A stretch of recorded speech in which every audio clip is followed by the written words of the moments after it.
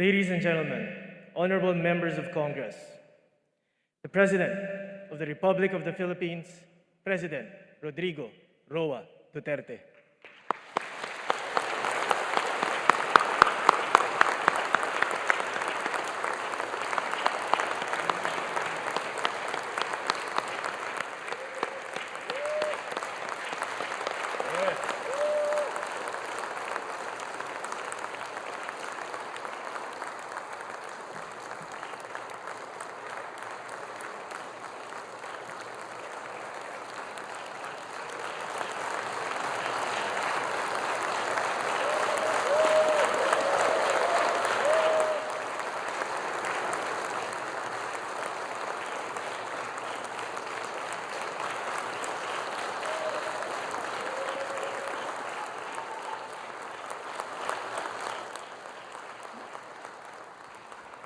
Kindly sit down.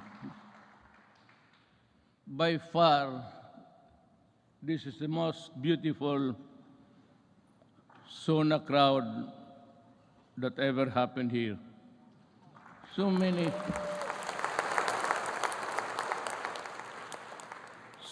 beautiful faces,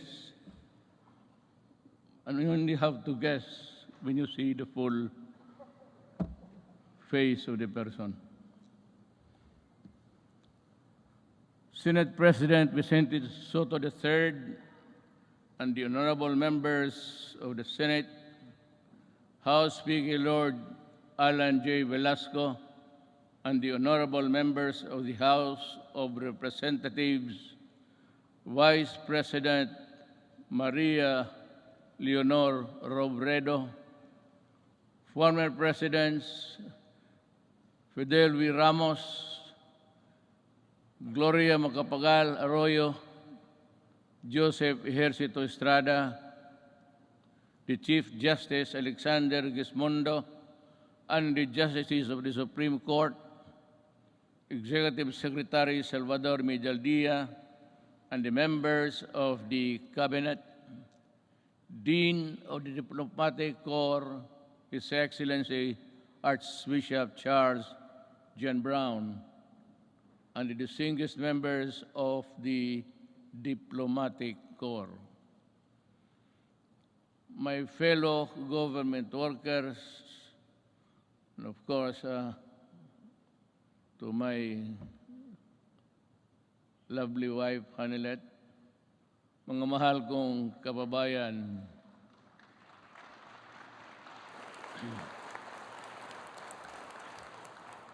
when I assumed the presidency 5 years ago, dominant in my mind were the dreams and visions of a better life for all Filipinos. I saw them as reachable through the institution of reforms and radical changes in both in the structure of government and the mode of governance. Changes designed responsibility, accountability, and all in consonance with the truth that the public office is a public trust. When I ran for the presidency, I just made fundamental processes, and strangely, you can count them by the fingers of your hand. I made those changes which I thought that was really, there was time and doable. To offer free education, it's there already. The universal health care, nandiyan na po. The fight against illegal drugs, criminality, and corruption, and the development structure, including free irrigation and other big-ticket projects, which I thought I did not have. the funds to do it. But perchance, among others, they were done in my term. Today, as I approach my term, my end of my term, I have less visions, but more remembrances. But mine is not to rue or to second guess what might have been, but to bear and respond with the urgency of the unforeseen events as they unfold. Even before I took the oath of office, and everyone else, I suppose, knew the gravity of the enormity of the problems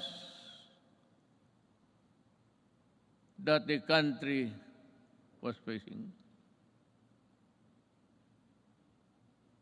And precisely because of that awareness, I was driven to hasten implementation of changes which I believe the country needed, keeping in mind that the Constitution afforded me only 6 years to make those changes happen. Making a difference within the constitutional time frame is what I was up against. But no one gets by legally without warming to the needle's eye of the constitutional imperatives. That is why I cajoled, I shewed, I pushed, and I tangled with men of wealth and influence who were oblivious to the anguish and pleas of the weak and impoverished. And for that, I was pilloried to no end. But I did not succumb to the attacks, and neither did I allow criticisms, however intense, dampen my determination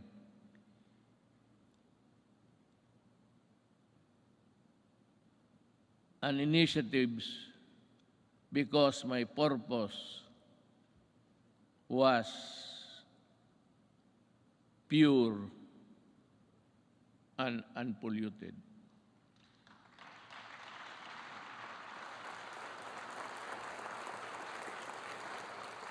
While we were busy instituting reforms, the twin augurs of illegal drugs and corruption laid low for a while, only to resurface as still with us. And make no mistake about it, corruption is but another term of stealing people's money, dashing in its wake a nation's goals and aspirations. Due to the brilliant programs and excellent work of our economic managers and the extraordinary cooperation between the executive and legislative branches of government, our economy, with investor confidence, was poised to leapfrog from the company into the company of the world's fastest growing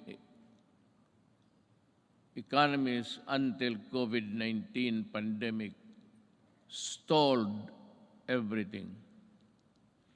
Be that as it may, allow me this opportunity to extend my personal and the nation's gratitude to all those who selflessly gave their all In the fight against COVID-19, our health workers and other frontliners who risk their own safety.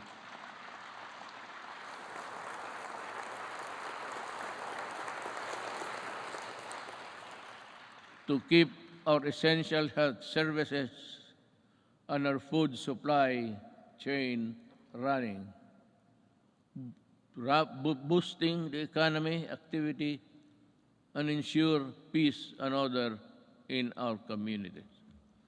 I would like also to extend my deepest appreciation for the generosity of the private sector who came to the government's aid in fighting COVID-19.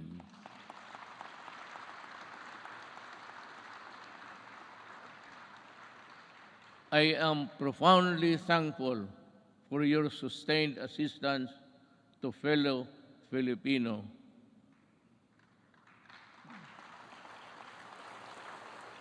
And amidst the same deleterious effect of the pandemic to our respective industries, let me assure you that the government is committed to assist the private sector to regain the commercial vibrance of the country prior to the pandemic.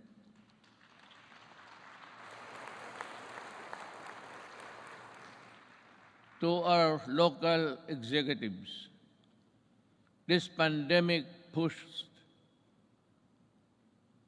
you to step up and deliver responsive assistance.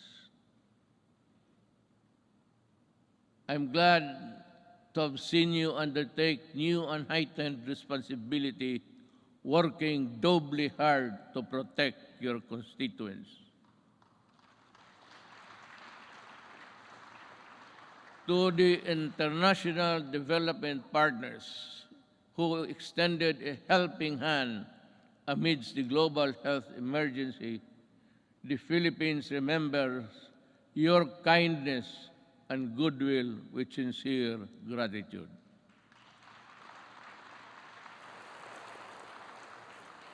And to all of you who answered the call to protect one another by adhering to our nation's protocols, daghang salamat.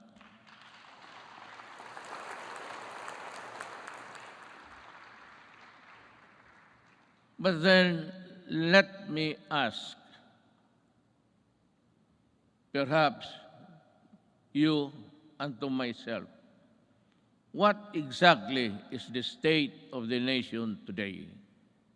In the light of the pandemic which has paralyzed business activities and crippled even the strongest world's economies.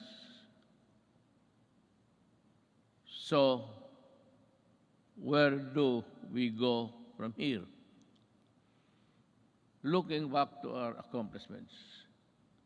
In my first SONA, I laid down with utmost commitment and resolve the overall direction of my presidency.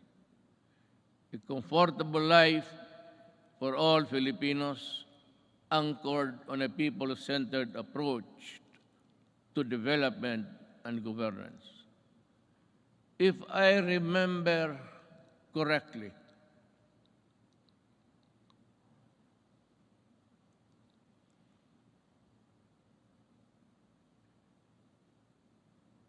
my administration, I said, will implement a human approach to development governance in our people's welfare in the areas of health, free education, adequate food and housing, environmental preservation, and respect for the culture. I bore no illusions that steering a nation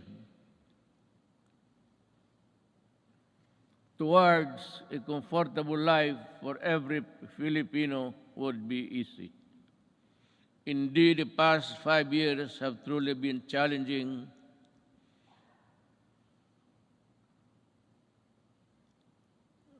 and humbling.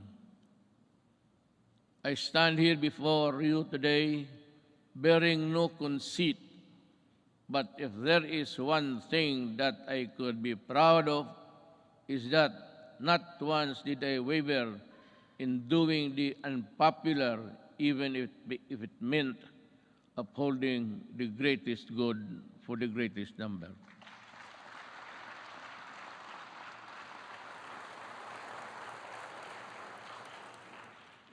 Before I took office, our country was beset with communist insurgency scattered across the nation. A separatist movement that sought to divide us on the basis of religion and religion's deficiencies, and the proliferation of illegal drugs and criminality. Our armed forces were ill-equipped to deal with internal and external threats, while the police force had been overwhelmed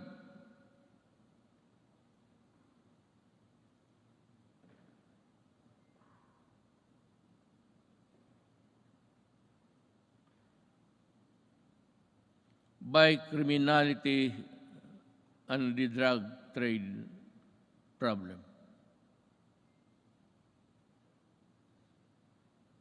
This is why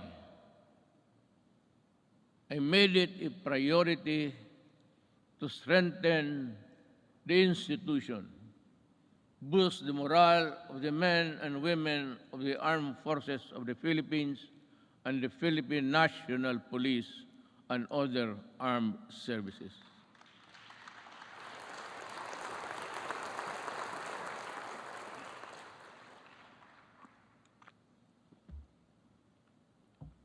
Again,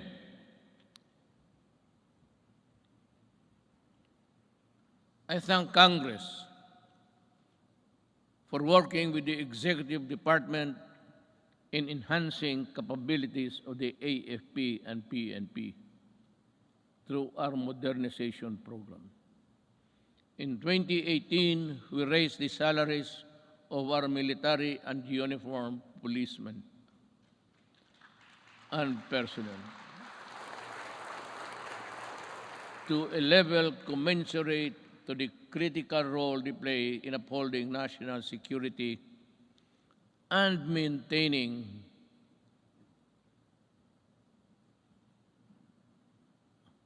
order. I am asking Congress to pass a unified system of separation, retirement, and pension of military and uniformed personnel to maintain government fiscal flexibility and provide adequate benefits and remuneration to our men and women in uniform. This shall apply only to the new entrants of the military and civil. Hindi ho lahat. It cannot be that we have to pay so many, even the salaries of the retired.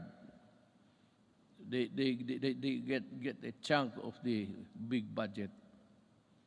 And if we include the new entrants, the funds available for them would not be enough. It is also high time for us to pass a law providing free legal assistance to AFP and PNP officers, enlisted personnel.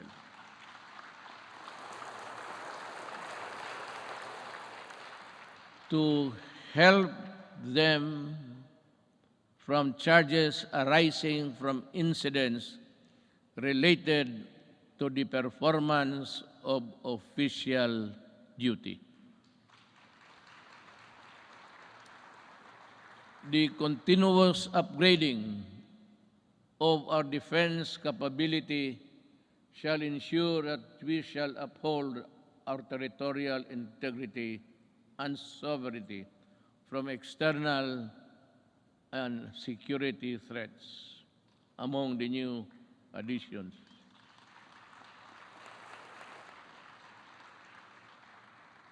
We welcome the country's two missile-capable warships to enable us to protect our seas by providing them with necessary equipment, by enhancing their professional capabilities, and looking after the families of the soldiers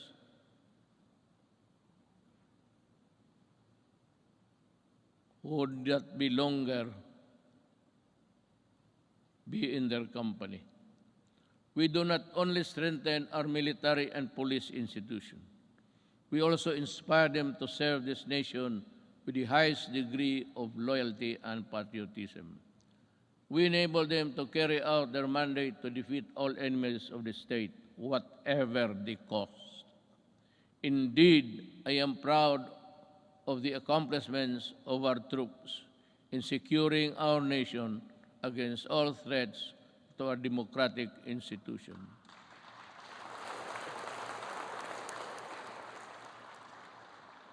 But peace must be realized.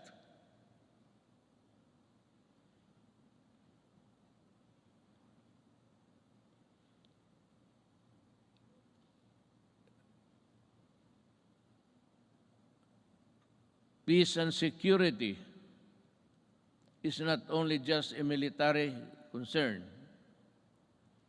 That is why we deviated from the traditional purely military approach in dealing with matters of national security. With the creation of the National Task Force to End Communist Armed Conflict, or NTF-LCAC, we have made great strides in addressing the root causes of this conflict by empowering our kababayans who have been used by the communists for many decades. In our continuing effort to build state of safe and conflict-resilient barangays, we have worked towards the sustainable rehabilitation and development of communities where the communists used to operate.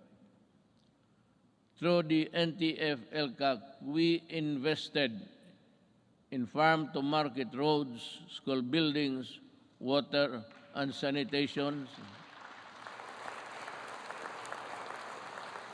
health stations, and livelihood. Alam mo, kasali na tayo dito lahat. Always, every law or every regulation must pass Congress, of course, to the President. But sometimes, in our,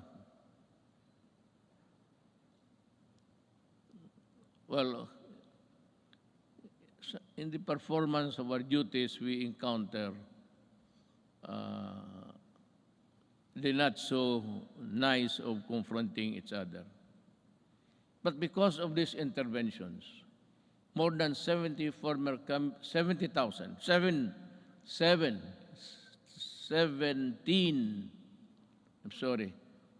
communist rebels have surrendered to government. They have returned to the folds of the law and are happily reintegrating programs or the local eclipse.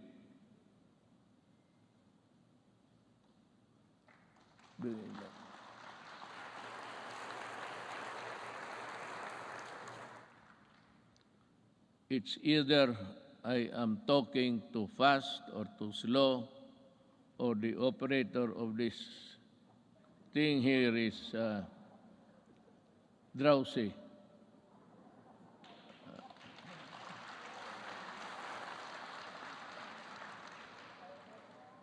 Maybe because I had so many ad-libs along the way. Marami akong akin lang. Kaya yung nahinto ako when I stop and I'm process something in my the gray matter between my ears, hindi humahabol o hindi alam ng operator. Hindi bale, ma'am, mahal pa rin kita.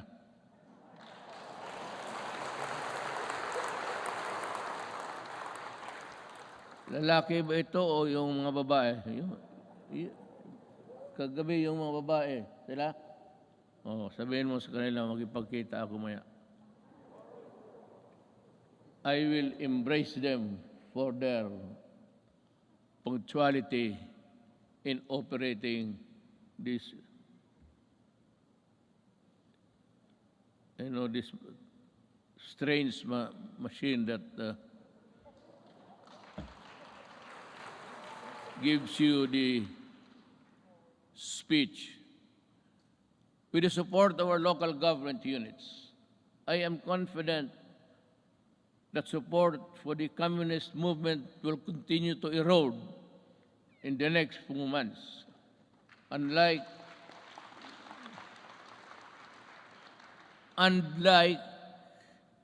the decades-old Moro rebellion in Mindanao, we also bring an end to the armed struggle of the communists once and for all.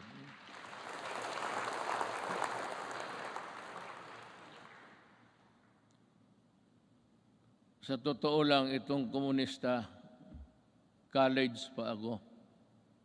Hanggang ngayon, ang mga sige pa rin. So, speech mo lang ito, kunwari lang, pero ang totoo, there's a lot of fighting going on in the countryside.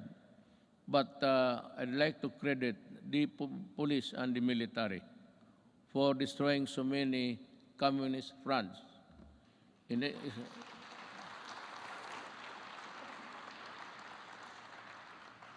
think they have destroyed more than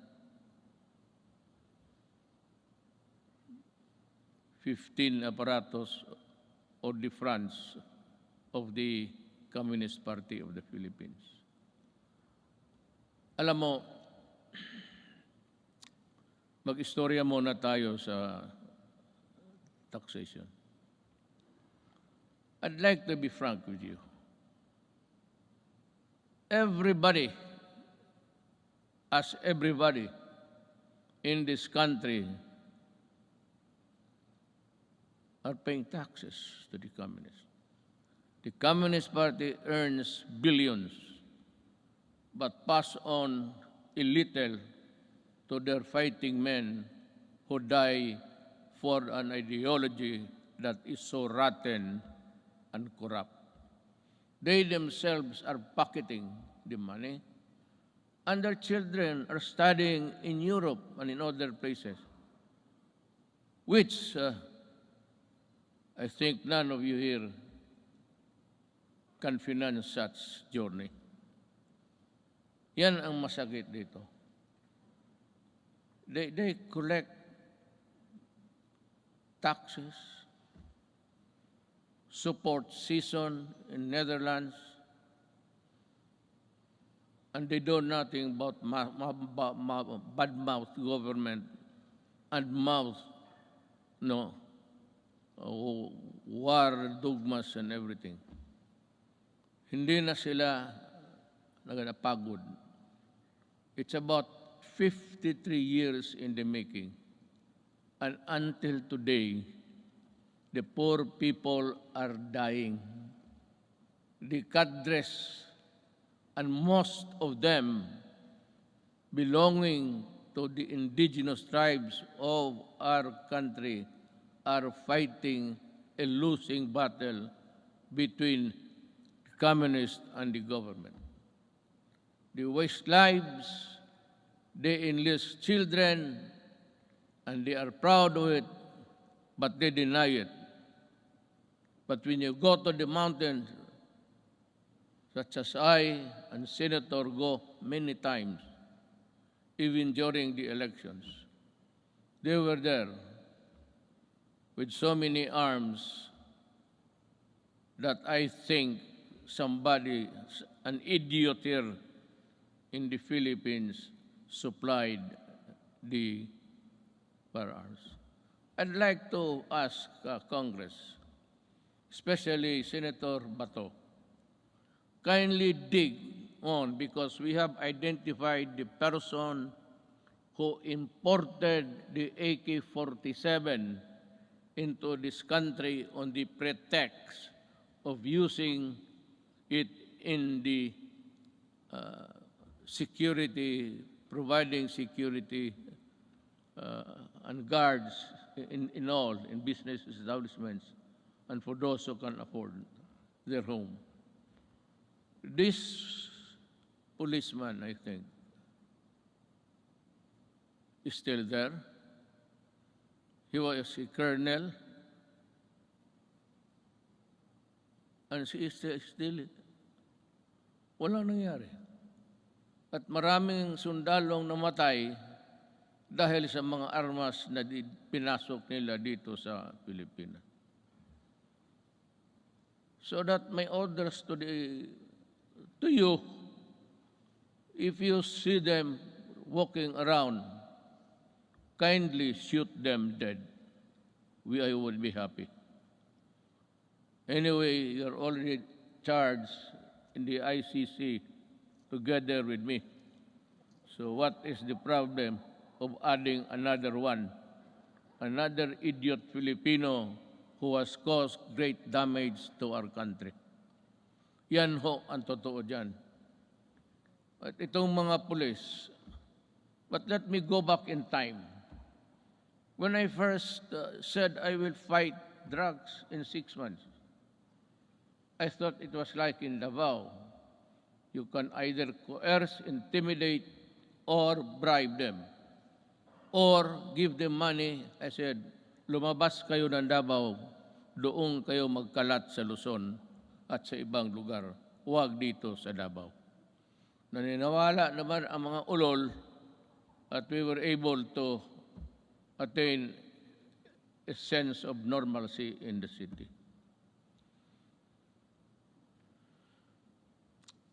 Yun ho ang totoo.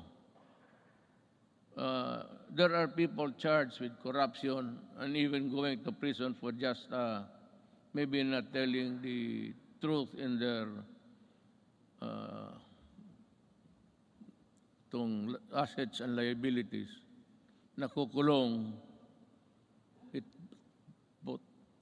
Itong mga police were doing their thing, their drugs. They were the manufacturers and they were the distributor of drugs. When I became president, I asked De La Rosa. He was the chief of police of my city. I promoted him direct to being PNP chief. 4-star na kaagad, automatic. But I told him, and the others, look for the enemies. Look for where they are. And if you find them, destroy the apparatus. Destroy all, from the manufacturers to the peddlers, because we are fighting a drug war that was being participated in the business by 9 generals of the PNP. Kaya yan ang sakit sa loob ko. I did not know that I was fighting my own government. Customs and everyone else were facilitating the importation of drugs. And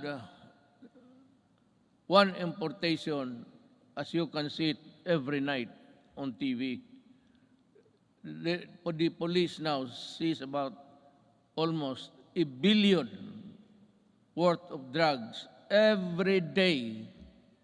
And if you look at the 888, there are about 1,000 Filipinos arrested every day by the police in connection with drug trafficking.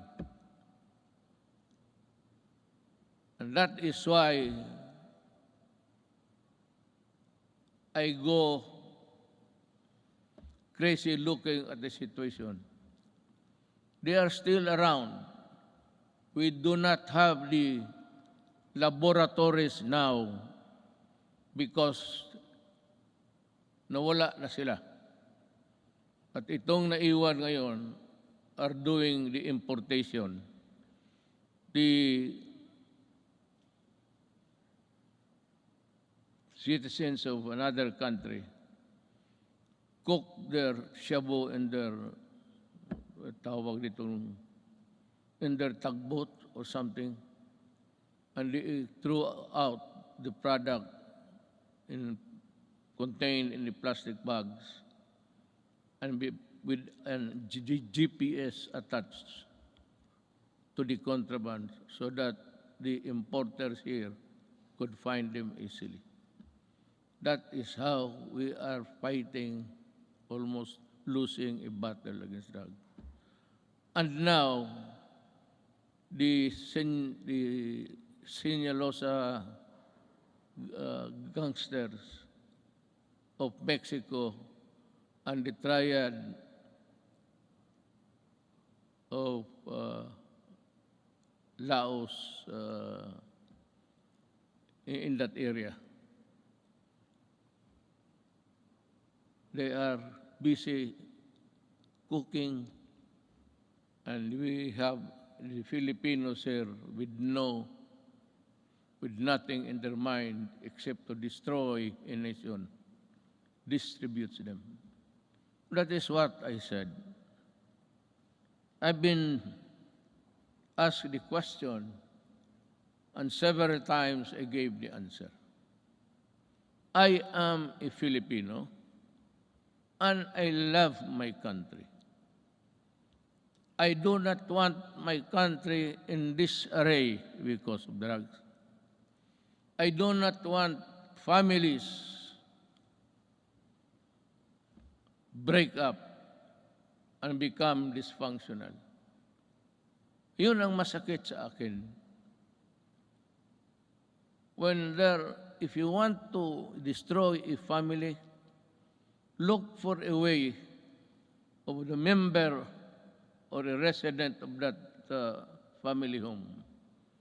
Biglang mga droga. Pag nandyan na yung droga at they are hooked, and that is the end. Sometimes families are separated because of drugs, becomes dysfunctional, at yung mga masawa magpunta doon sa abroad, to look for jobs. And you know, in the Middle East, I am not attributing it to any particular country, but there are tribes in the Middle East who are employing our Filipino citizens, and they are uniform. Everybody who comes here home asks them how many hours of sleep they have. They said it's only 3 to 4 hours. And the food is hogwash. And they sacrifice because they send money to the families back home, and thinking all the time that the money was spent usefully, only to realize when she comes home that that family has already dispersed to nowhere. Bakit yan? Because itong mga durugista sa baba, itong peddlers, itong basurero, tawag, it's street lingo. They look for families na may mga nanay, tatay nagtrabaho, ang tatay or nanay nagtatrabaho sa abroad. And to think na iniiwan nila ang mga anak nila kung saan-saan na lang, to their neighbors at the tender age of 3 to 4, 5, it breaks your heart. Iiwan lang nila sa kapitbahay kung walang mga relatives. And then, when they come back 4 years after, they now realize that their young sons and daughters have gone into prostitution because of drugs. And their boys or their male are nowhere to be found and into the drug business also. Yun ang pinakamasakit. Masakit sa akin na ang Pilipina pumunta doon para magtrabaho because sexual abuse in some tribes in the Middle East have this notion that if you are a slave or you are a paid person working for them, sexual abuse becomes part of the territory. Kaya dyan ako pumuputok at nakakita ko yung mga pamilya na sira. And to think that they labored without sleep, eating, I said, garbage, and not being allowed to go to their own church to pray, well, that is prohibited by them. And we have been, just because of their money that they get, we just look the other way around, but still being, bothered every night and day, what will happen to the next succeeding group of. That is why I have in this speech, I talk about slavery. Pero yan, magprangka ako, I will never deny, and the ICC can record it. Those who destroy my country, I will kill you. And those who destroy the young people of our country, I will kill you. Talagang ngayariin kita because I love my country. You can do it the legal way, but it would take you months and years. And you know what? The statistics I just learned the other night, that plenty of those who are in the middle class have been released from prison despite the fact that they are charged of trafficking which is non-bailable, and most of them are out. Babae pati lalaki ang kaso. And that is why I said, I toyed with the idea. I said, if there is still space, with due respect to the Senate President, he is a good man. He can become a good Vice President. He is holy. Ngayon, hindi na siya nahuhuli. Noon, huling-huli siya. But with due respect to Senator Soto, who's also running for the Vice Presidency, he is a capable man, a good man, and a Filipino.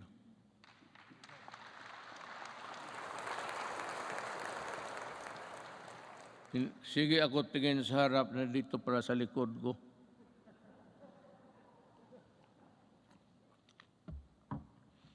You know, you are old.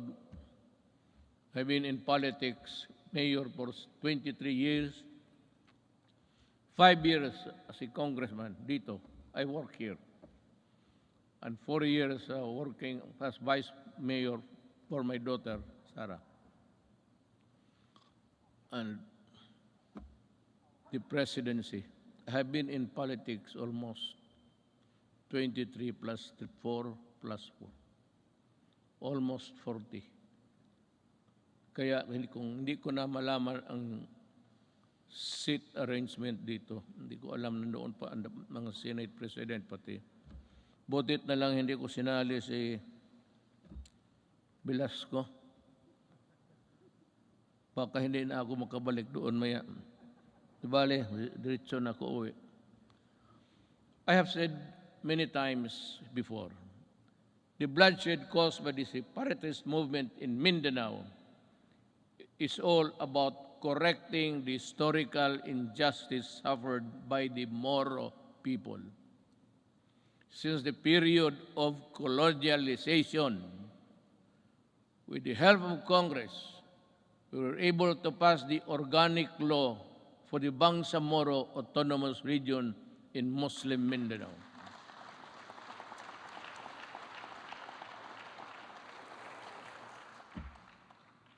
Finally fulfilling a promise that was decades in the making. Our victory in Marawi is also a testament to how the Filipinos' patriotism is far stronger than any extremist group. As I have said before many times, there is no room for lawlessness in this country.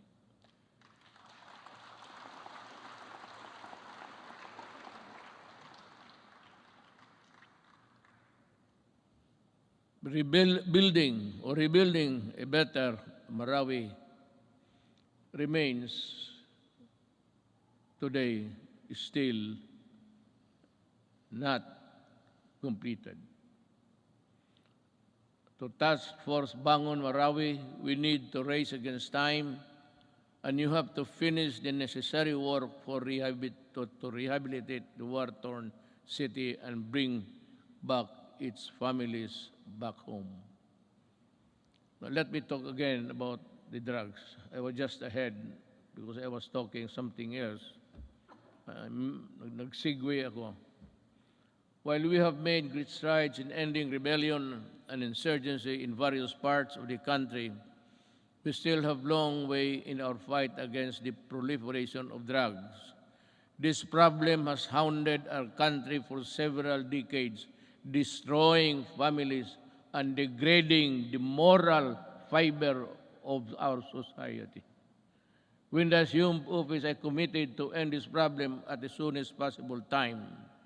We launched an unprecedented war against illegal drugs and to destroy their apparatus. That permitted every level and sector of society. We waged war on the manufacturers, the financiers, the suppliers, the peddlers, and the entire syndicates, and more importantly, their protectors in government. We have rescued and reformed drug dependence because of their idiotic sense of decency. While interventions and building facilities not only for the rehabilitation, but also to prepare them to reintegrate into society. Our unyielding campaign led to the surrender of millions of drug dependents and neutralization, capture, and prosecution of thousands of drug personalities. The dismantling of illegal drugs and syndicates and the drug laboratories, the extensive drug communities down to the barangay level, and the cutting of narco politics. You know,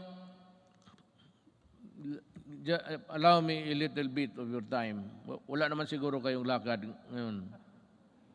Unless na, no, you want to, unless you have this appointment with, I'm sure hindi babae yan.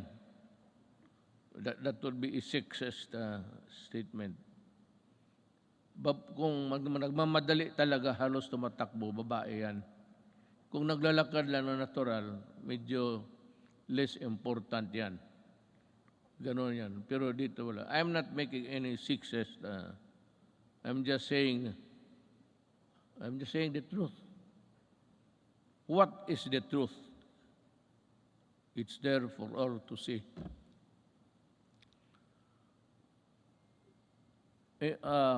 Let me talk about our quest for infrastructure development. 5 years ago, the first thing I made sure was to increase our infrastructure spending to an average of 5% of the country's GDP. This is significantly higher than infrastructure spending of each and past 4 administrations. Thanks to the comprehensive tax reform program that enabled us to fund critical infrastructure projects, today we can see the tangible results all around. MRT-3, with its frequent breakdowns and unloading of passengers mid-rail, was a horror. That was for the daily commuters to endure in the past. Now, MRT-3 no longer unloads passengers but to their destinations. The waiting time between trains had been significantly reduced to 10 trains running at only 30 kilometers per hour before. Now MRT runs 23 trains at 60 kilometers per hour. We have taken away the misery of public commuting. We also pursue the completion of the LRT to East Extension project by extending Line 2 and adding 2 more stations. We have reduced travel time between Manila and Antipolo from the usual 2 to 3 hours to only just 40 minutes. Thanks to our partnership with the private sector, we are able to open Stage 3 of the Metro Manila Skyway in January this year. This decongested EDSA and other major roads in Metro Manila.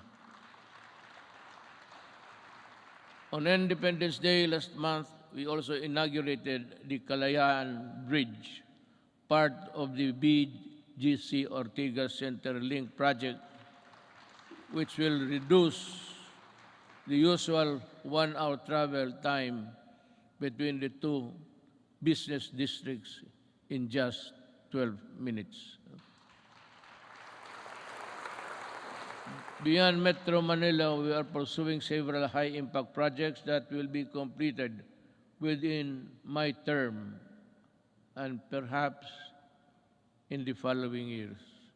It's a question of money.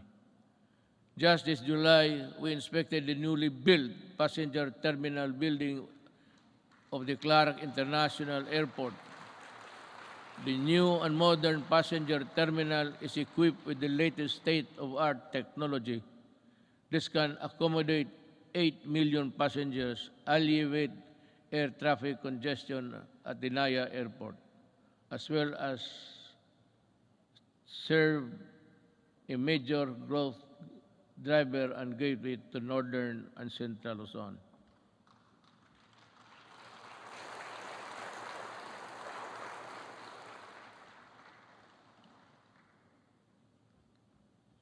Madali man magpakpak, ang basa ang mahirap.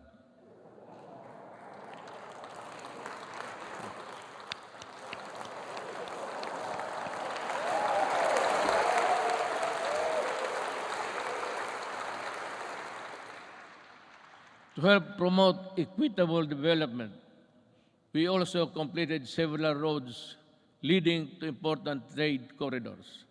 Last year, we completed the construction of the Poro Point Free Port Zone Road in La Union, which improved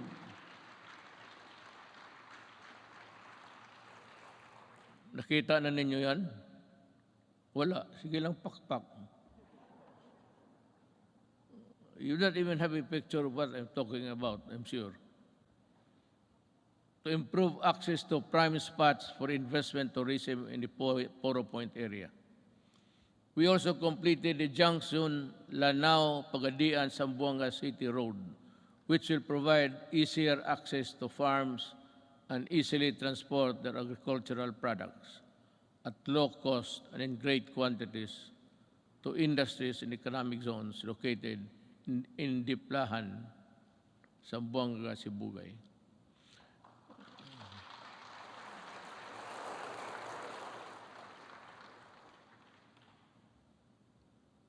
The Sorsogon City in Bicol, inuna namin yan kasi mahal ko ang mga Bicolano.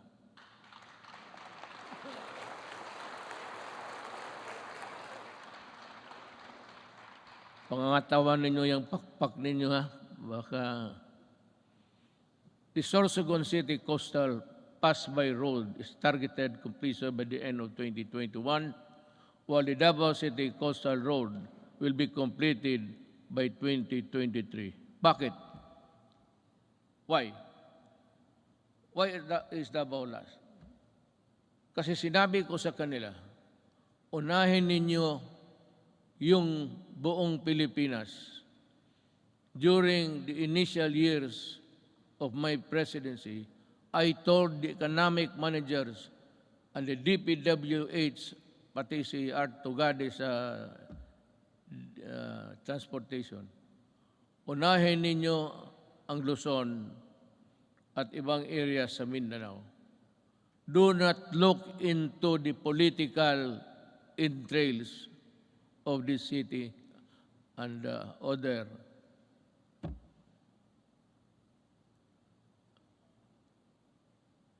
provinces. Sinadya ko talaga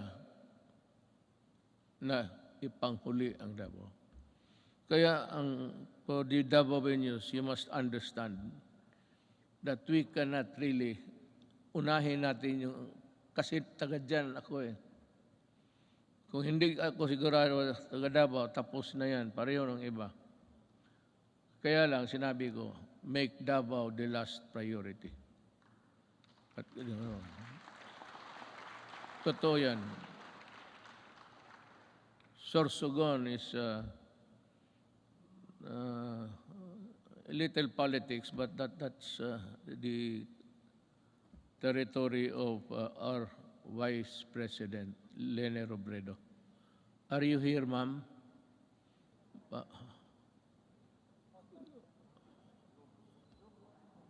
Zoom.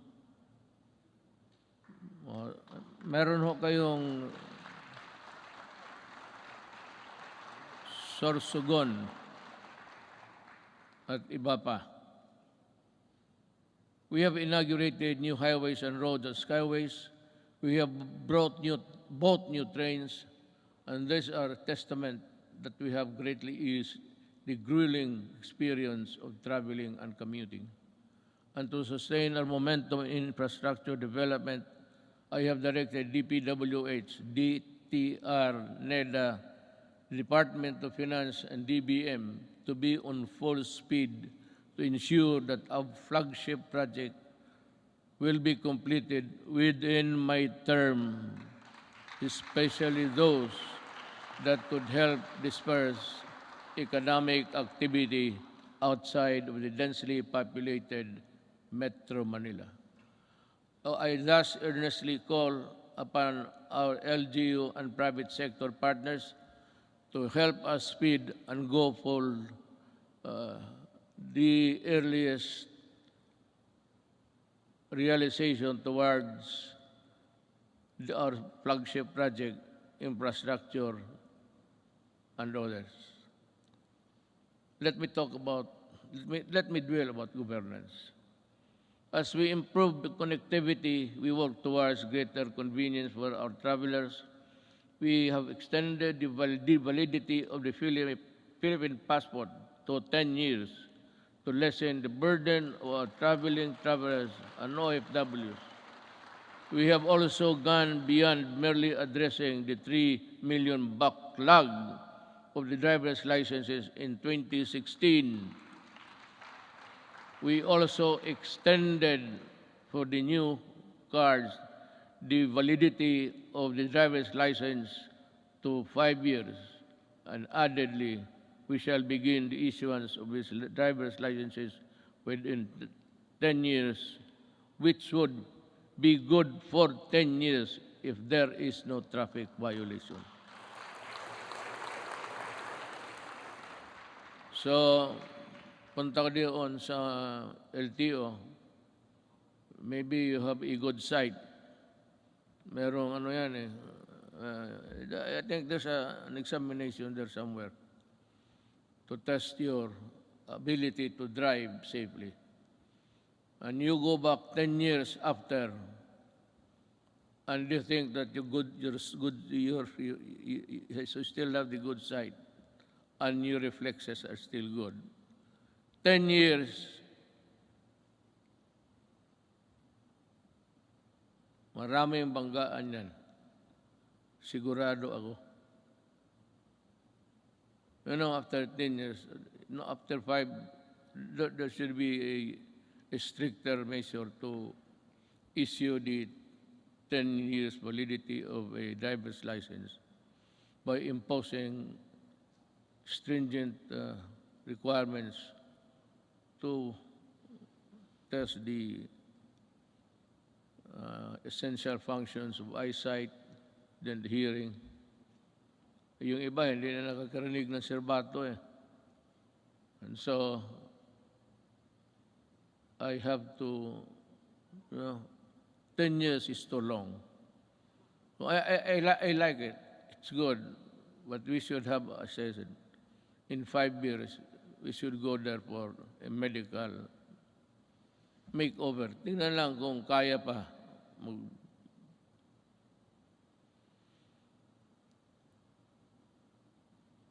Not only did we extend the validity of the licenses and passports, we also sought to make long lines a thing of the past.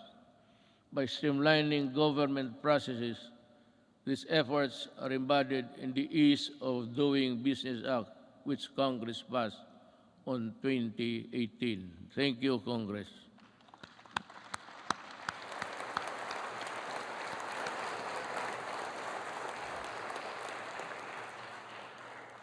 Sa inyo yun. Ako ang nagpirma pala. Ako nag-execute. Pakpak rin kayo.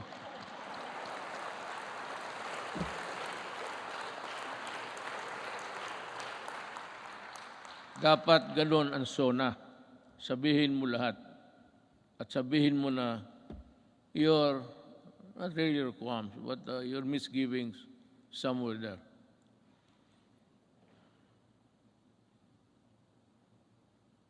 Transactions will be further streamlined with the rollout of the Philippine Identification System, or the PhilSy, to the Philippine Identification System Act.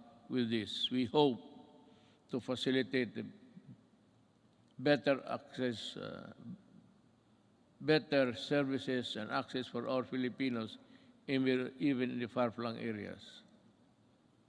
I want to say something about this, but I'm taking too long, We also ensured the modification of the salary schedule for civilian government personnel through the Salary Standardization Law 5. A necessary measure for our civil servants to recognize their work and accomplishment, as well as a gesture of gratitude and goodwill. We have this legacy, and we hope to pass on this establishment of central business portal, single site, and for all business-related transactions, such as securing business permits, licenses, and clearances, and launched earlier this year. It shall be elevated our global standing in doing business arena and improve our country's competitiveness. Alam mo ito, yung queuing. When I was a mayor, I don't know, but maybe a legislator or a senator or a congressman, well, not really that he's higher than the others. But kung dumaan ka as a local government employee worker, just like me, for 23 years, itong queuing, matagal ko na ito. In Davao, ang passport issuances na doon sa likod ng SM, isang gabi, nagmotor ako, nakita ko yung mga paa sa simento. So I was thinking, anong nangyari dito? So nagbaba ako, sabi ko, bakit dito kayo natutulog? Sabi nila, you know, Mayor, ang pagbukas niyan, kailangan nakapila na kami. Pag hindi, sunod, ibang araw na naman kami. So, I called for the chief of office. And I said, look, I may not be the person above you supervising, but make sure that this thing will not happen tomorrow. As in tomorrow. Tapos tinawagan ko ang sabi ko, why don't you give cards? Kung marami sila paglinya, may maglakad na martial, ito, ikaw bukas, at 4 p.m. So you have to study the time and motion of people doing work. Sabi ko, ayaw ko dito sa Davao. Because Mindanao, nasa Davao ang ang issuances ng passport. So ngayon, pagka-presidente ko, sabi ko, ayaw ko nang makita yan. Not during my time. Not during my time. Maghanap ka ng ibang panahon. Ayusin ninyo yan. I do not want people queuing under the heat of the sun and rain. Kaya, sabi ko, di magbigay kayo ng card. They should go to one window, magkuha kayo kung kailan sila makabalik. So divide, I said, study your time and the motion of, the process of. And dito nangyari na because I insisted. Today, there is no more queuing, especially in the National Office, Statistics Office. Nakita ko. Talagang, sabi ko na, either you fix the thing or I will resign tomorrow because I could not bear to see those people. Hindi sa panahon ko. Kung hindi ko madala, hindi ko man kayo mapatay, hindi ko kayo mabugbog. Ako ang alis sa gobyerno. Sabi ko, ayusin ninyo yan. Hindi ko gustong makita yan. Since 2016, the Office of the President has issued 138 executive orders, 43 administrative orders, 86 memorandum circulars, 52 memorandum orders, and 1,038 proclamations. These issuances have been integral guideposts government administration and development agenda. The Office of the President has demonstrated careful stewardship of the power by initiating reforms. We upgraded and improved the system and processes to ensure that it can provide the best service to the institution of the presidency and the offices under it, ultimately to the Filipino people. To further promote transparency and accountability in government, we also issued the Order of the Freedom of Information and opens the records of transaction decision issuances of all government agencies. In relation to this, we have also Presidential Anti-Corrupt Commission that is tasked to run after corrupt and erring government officials and bring them to justice. Alam mo, I don't know if you perhaps have, have come to know about this. I have yung pastillas sa airport. There were 43 personnel involved. I fired them all. Talagang pinaalis ko sa gobyerno. Nagbalot mga ako ng pera sa pastillas. Sabi ko kay, magbalot ka, lagyan mo ng pera. Kaya ito ang ipakain ko sa kanila. Tinawag ko, 43 of them from the immigration. Mabutit na lang, nandyan si Justice Secretary Guevara.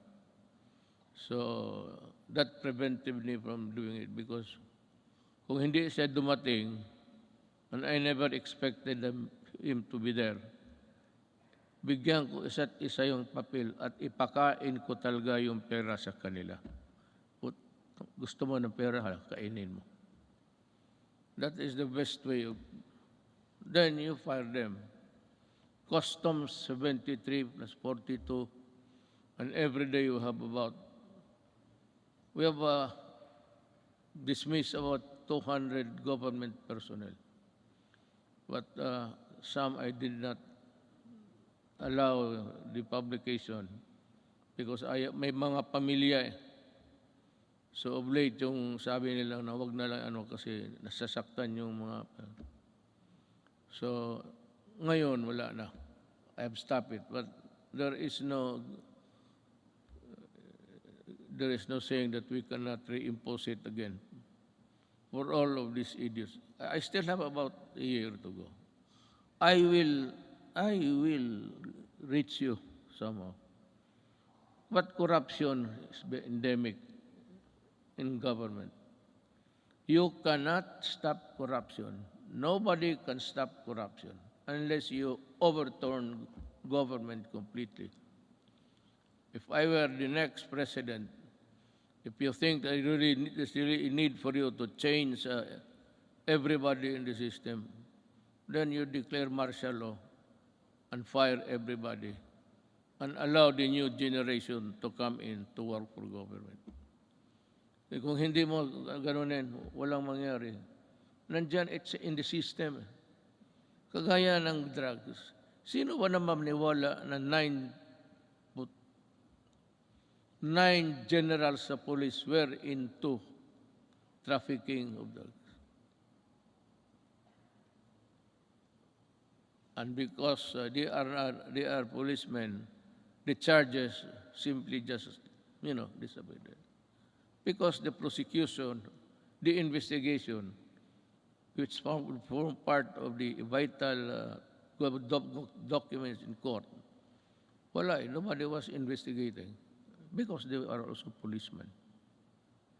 Kaya yan kahirap ang Kaya gusto mo, itong mga to, talagang the only way to do it, just call them and say, look for another job. Don't.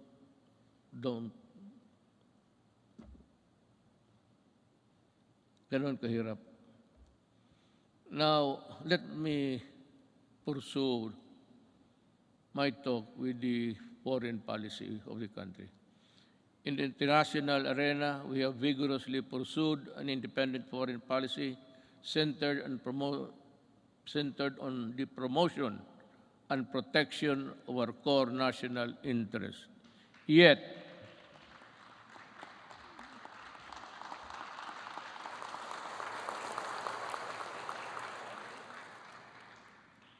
sigurado kayo sa pinakpakan ninyo? I was just laying the predicate of what I'm going to say. Yet, we continue. I will just give the cue, then you clap your hands. Yet biro lang yan. Yet we continue to work with all nations and seek partnerships that work, because despite differences, it is an independent world where interests and objectives intersect. Now, partners heretofore silent for equivocal reasons have expressed their principled positions that echo our own, that disputes and contested areas, the majesty of the law must prevail, and this is most welcome.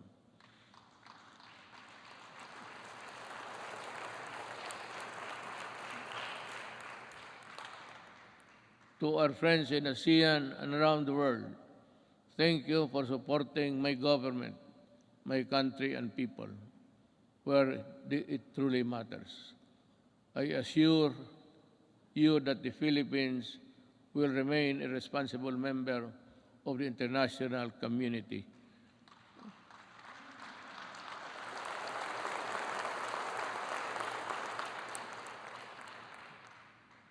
And we will work with you to achieve our shared objectives. But no mistake, make no mistake, rather. Gone are the days when the Philippines decides and acts in the shadows of the great powers. We will assert what is rightfully ours and fight for what is rightfully due to the Filipino people.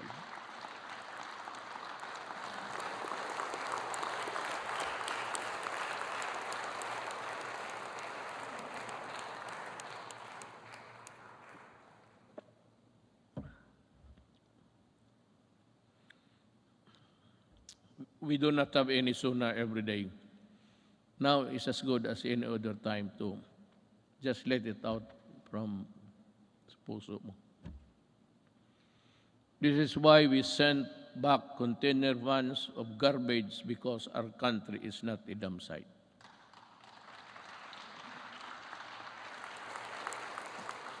And the first country to do that, hindi ko alam kung bakit, ang Canada. And the container was there for 3 years because hindi alam ng port authorities kung anong gawain nila sa garbage.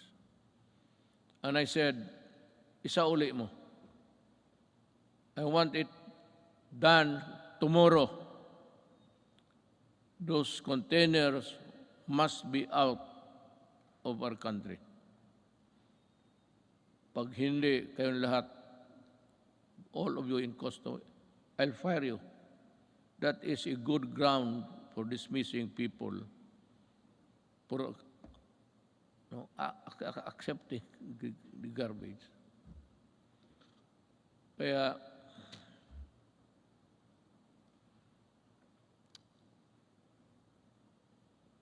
may isa pa. Pero let you in this story. The Balingiga bell. We welcome back the bells of Balingiga after many decades because historic wrong needed to be corrected.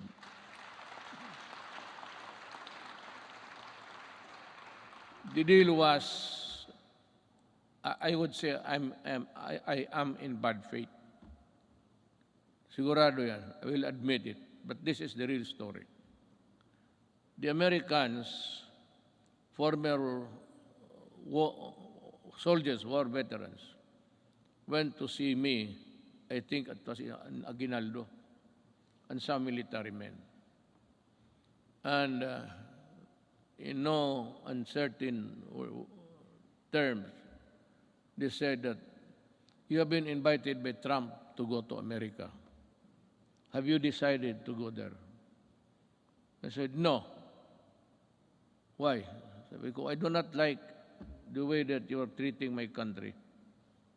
Why? I said, for one, and there was the clamor now of Balingiga. You return the bells of Balingiga. So that's a war really sacred also to the soldier. Then it is more sacred to us. in addition to the religion, the Roman Catholic Filipino Church, the church. Sabi nila, why would to make a deal? Si Hogan, he is around. He's a CIA agent. Sabi niya, isauli namin, pupunta ka, because I said earlier in my presidency, there will never be a time that I will go to America. Itong mga media mahilag mag-udyok eh. Ganon, bakit ka hindi punta? O arte mo lang yan. Sabi ko, then you watch me. Gusto ninyong malaman. Sabi ko sa Amerika, yes, I might consider going to America. So, well then. O sabi ko, work on it.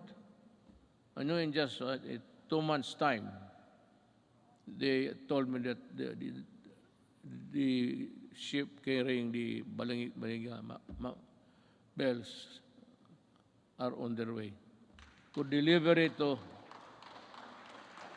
Quezon. You remove it, you put it back there, kayo mismo. So tulong-tulong sila doon, nabalik na. Hogan said, so when are you going to go to America? So I do not have the time.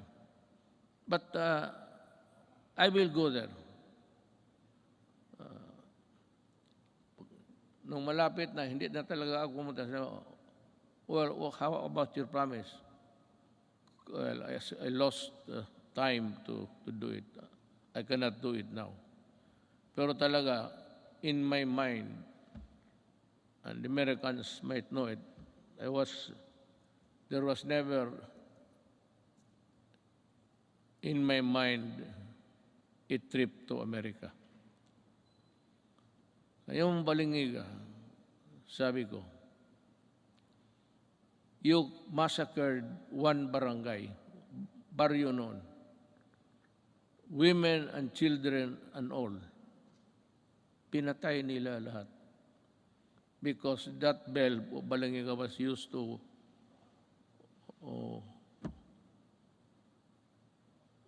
call the people for prayers, ganon. Sa simbahan yun eh. So yung ginawa nila, every time it is used, the Americans knew that it has a great significance to the Filipinos, the Balingiga. After the massacre of one barangay, how many at the time, we would never know. But it was said, isang baryo. No barangay ngayon, baryo noon yan eh. Baryo is an American word. The barrio. They also call the small places in Mexico barrio. The Americans borrowed it from the Spaniards, barrio. So sabi ko, blood, you really got it at the expense of the blood of Filipinos. Do not hurry me up. If I go to America, it will be in my own time. Pero actually, wala ako. I have not been to America for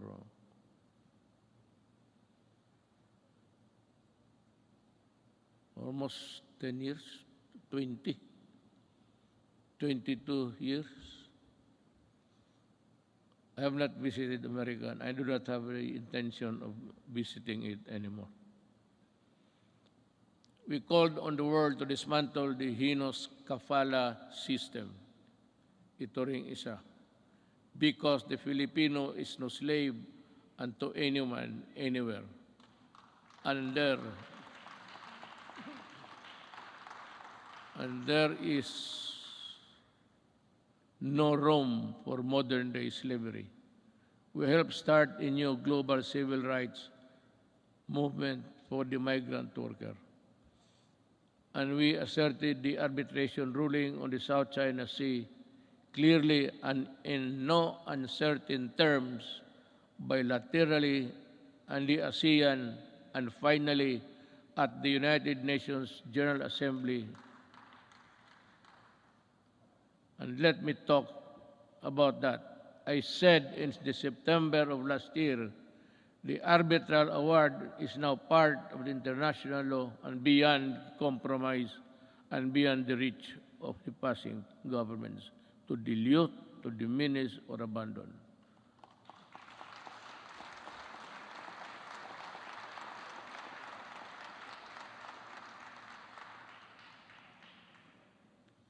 That is the problem.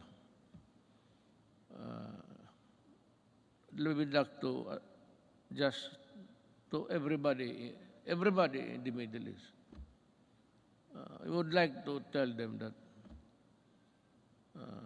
not only Filipinos, but all human beings, the kafala has no place there because it's a setup for slavery. Either you correct it or we will ask our workers, Filipino workers, to go home. Sabi ko, bahala na. Kung mahirap lang kami dito, okay lang. We will try our very best to make up for what they have lost, what they will lose in the process. But we will never allow them to be slaves. But we need to do more with our partners. We continue scaling our maritime domain awareness, defense capabilities. Yet, we will not close our doors on diplomacy and the tongue, because that is how disputes are settled and never by force. Let me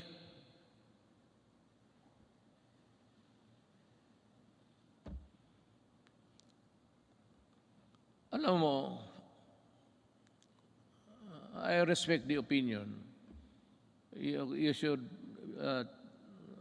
be aware by now of how I talk, especially on matters of crucial matters that involves the country. Ito bang arbitral ruling? I've said it I think in the later part of the speech. I said that what's your problem in the arbitral ruling? America and some Filipinos, brilliant Filipinos, I would say, keep on pushing for something which I really do not know. I have made a speech before the UN. Nakasump lang rin, nandito lang ako. Hindi ako pumunta doon. But in that speech, I laid down the bare, sabi ko, ng ating administrasyon. Ano pa ang gusto ninyo? What will I do with a document that is not bind China because they were never a part of that arbitration? There was really no arbitration at all because it was only the Philippine side was heard. Well and good. But ito ngayon, that there is the arbitral ruling, you know, I do not want to insult these people pushing me for something more than what I can handle. At anong gusto nila makipagira? Do something.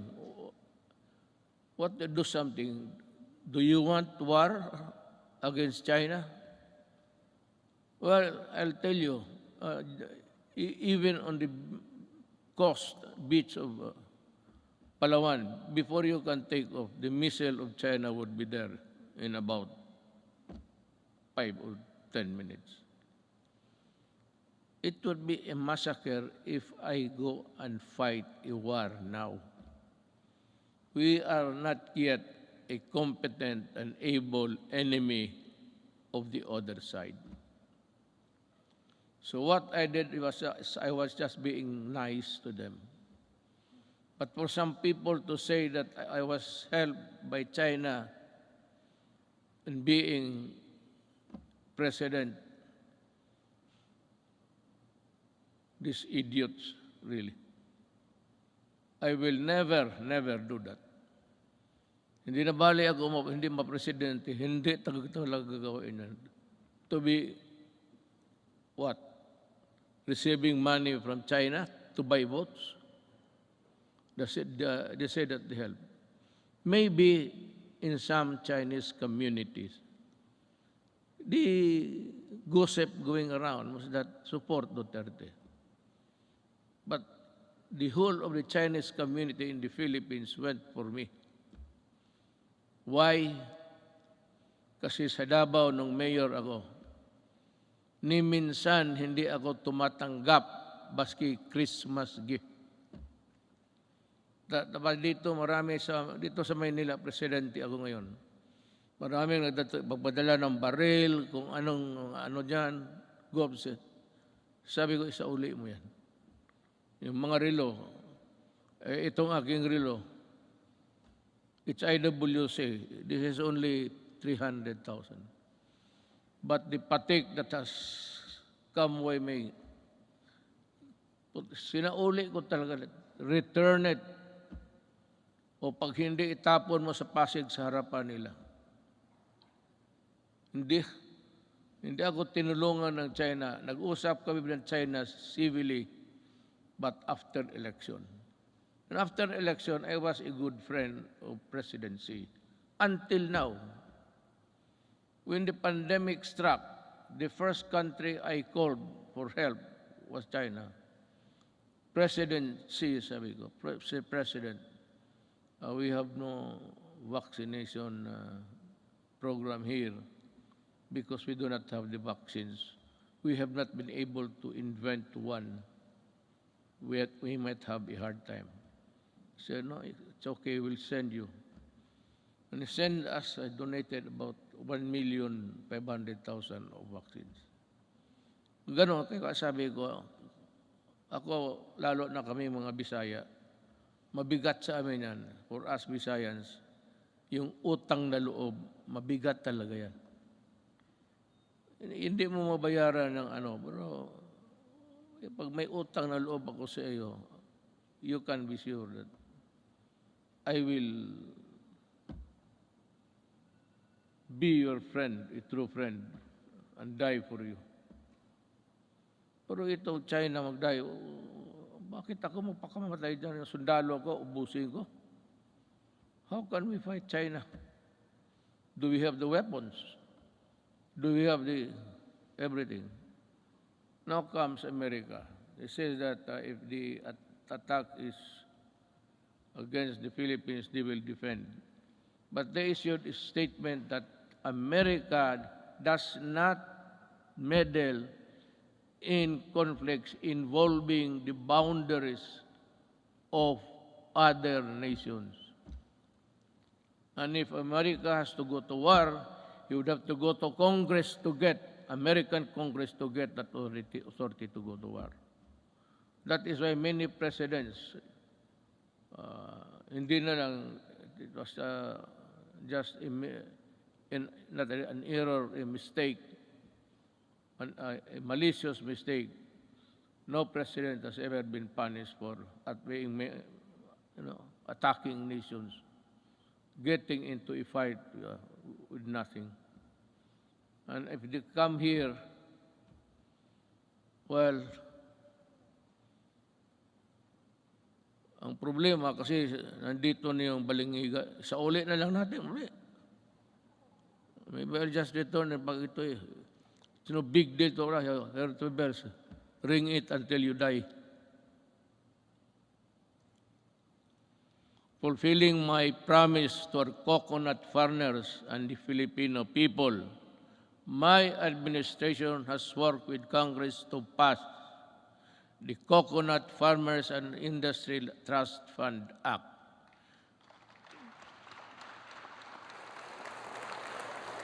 We have returned also the cocoa levy funds to its true and rightful owners, our coconut farmers. The fund is now worth estimated to be 75 billion, which will be utilized according to the plans and programs in the Coconut Farmers and Industry Development Plan for the direct benefit of the Philippine coconut farmers and the development of the coconut industry. In our effort to ensure that food is within reach to every Filipino family, we work for the passage of the rice tariffication law in 2019, despite pushbacks. This resulted in the stabilization of rice supply and food prices and the proceeds from the tariffs that enabled us to provide our farmers with modern machineries that increase their yield and sustaining growth agricultural production. We also fulfilled our promise to improve free irrigation. That was the first promise I made in San Miguel, Bulacan when I was campaigning. The farmers invited me to go into the farms inside San Miguel, Bulacan. And we had a sort of a meeting, and the first thing that they were complaining about was the severity of the irrigation that they have to pay 5,000 every month, every year. So sabi ko, I will work on it. Free Irrigation Service Act of 2018 is a product that now lowers the cost of agricultural production, especially for poor farmers. We also work to ensure that households have adequate supply of clean water, potable and affordable water. It's more than a commodity. It is vital. It is a vital public good. This is why I used my political capital to fight vested interest behind disadvantageous water service contracts that burdened consumers with unjustified water rights prices increases with the signing of this concession water agreements. Concessioners consumers will be protected at least until 2037. Ganito yan eh. There is this concessionaire, dalawa. Ayaw ko na lang I will not mention names. Pero this is really what happened. Ang dalawang concessionaires, one in the south and the other one is north,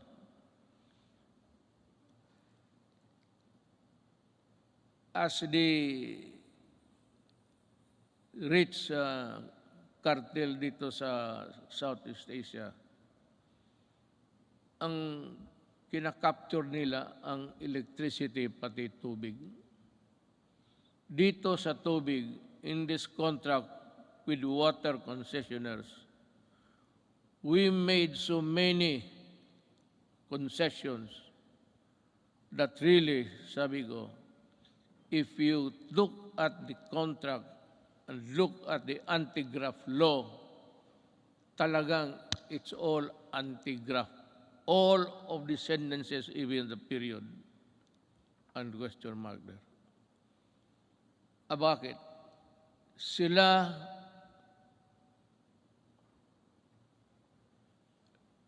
walang problema sa tax because the people, consumers, will pay the taxes for them. Sila kung malugi, sabi na, hindi nila kasalanan, and I can think of it, through not of their own fault, sabi doon, bayaran natin sila malugi. We pay for the tax corporation nila at sila ang mag-decide kung i-increase nila o i-decrease nila ang water prices. The regulators, itong mga regulators sa Pilipinas, walang magawa and they acceded to the contract. It was really, I do not know how to put it. Kaya ako nag-pardon, di ba nagmura ako? Sabi ko, biro mo kung malugi sila, babayaran pa natin. Tayo ang corporate tax nila. Tayo ang magbayad. And it's a cartel that service concessionaires are part of the cartel of Malaysia and Indonesia, and they form part of that mother corporation. Itong mga sa Pilipinas, pati Malaysia, Indonesia, they are just, kumbaga sa storya, chapter lang yan sila. It's being controlled up by the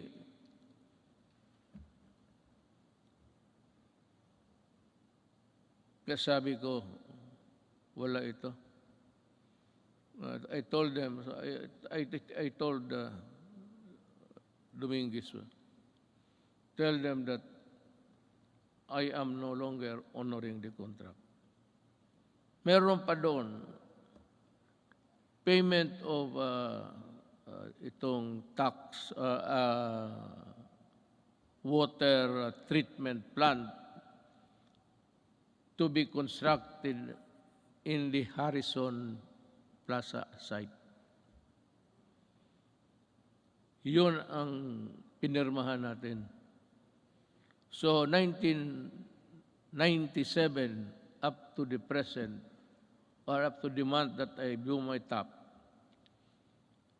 nagbabayad, ewan ko kung ngayon nagbabayad, there's a, sa water bills ninyo for enhancement of quality water. Ang ibig sabihin, water treatment. And they were collecting since 1997. So until now, how much of the Filipinos' money are with them for nothing, not even for a song? Kaya ako, if there is something, hindi naman proud, but if there is something someday that my children will say, what have you done for my country? Sabihin ko, sila. Talagang inupakan ko sila. Sabi ko, ayaw ninyo? You do not want it? Well, okay. I will just confiscate your system and call the military to operate it. I will exercise the eminent domain and expropriate all of your assets here. Kasi gagawin ko.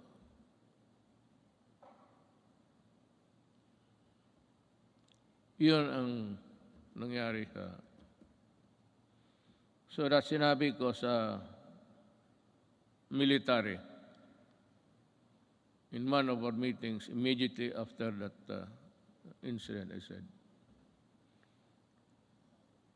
if I do not make it to the finish line, kindly, look kindly at the Filipino at tanungin ninyo kung ano na ang nangyari sa kanila.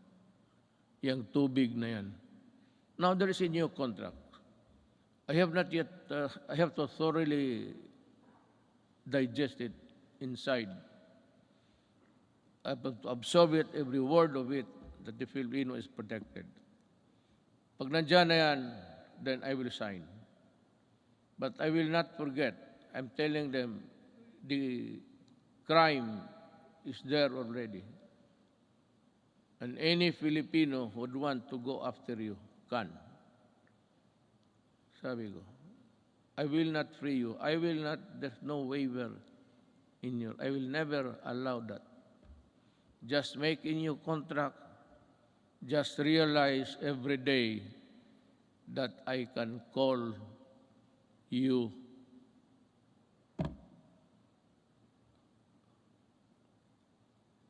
itong frequency ng ABS-CBN. Yan ang pinaka-ideal kasi, frequency is everywhere. But there is a spot, kung sa Gulf is a soft spot, na maganda yung... Wala akong problema sa ABS-CBN. They got my money, I'm not for that. They wanted to return it when the case blew up, but they printed all the garbage, including my daughter as a drug trafficker. Nilamon ko na lang lahat yun because I never wanted to appear vindictive. But itong they are cheating government by the billions in taxes.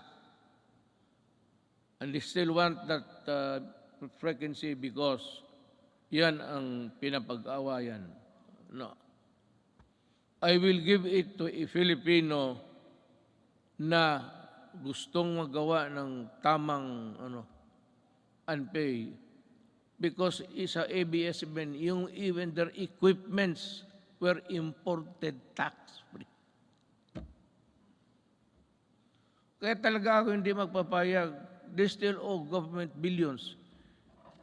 In the contract dyan sa nakalagay doon, 4 hectares. So ang binabayaran nila 4 hectares sa property tax. Suppose occupying 40 hectares. That complex there. Pero ginamit nila na papel, yung 4 hectares. Yun lang ang binabayaran nila. Kung hindi ba naman, kaya ko sila inaway. Well, our micro, small, and medium enterprises, or MSMEs, constitute 99.6% of our country's businesses and are vital to economic activity, job creation, and poverty reduction. Iparamdam natin ang ating malasakit sa maliliit na negosyante sa pamamagitan ng Pondo sa Pagbago at Pag-asenso Program since 2017. Meron na tayo yun. We have the program. The program has provided over 219,000 underprivileged microeconomic entrepreneurs with an alternative to the exploitive lending 5-6. Yan ang nakaano sa... Do you know what? Maybe I have to go to, if need be, I have to go to India. Yung 5-6 nila ng Turko, tinatawag ng Turko, kung maghiram ka sa kanila ng 10,000, pahiramin kanyang, hindi pera 10,000, 7,000 lang.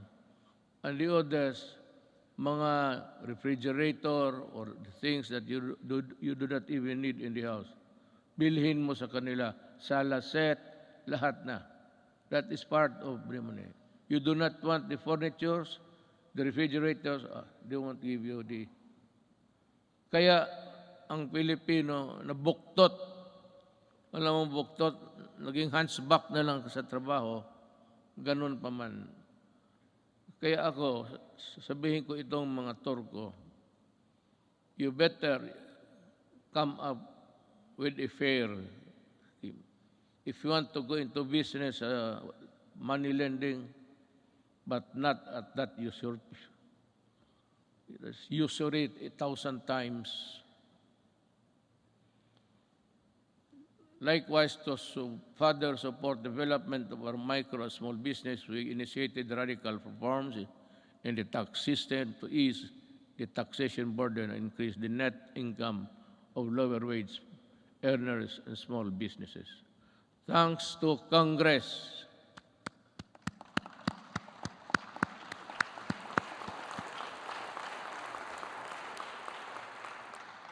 yan, hindi pa ninyo alam, ha? Sabi ko lang, thanks to Congress and our revenue-generating agencies, our tax reform sustained our economic growth from the third quarter of 2016 to the fourth quarter of 2019, which made the Philippines one of the fastest-growing economies in Asia until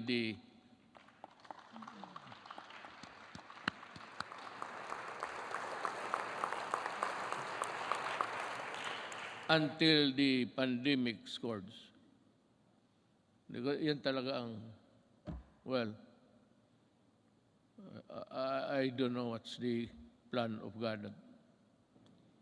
That is something which hit us right in the heart.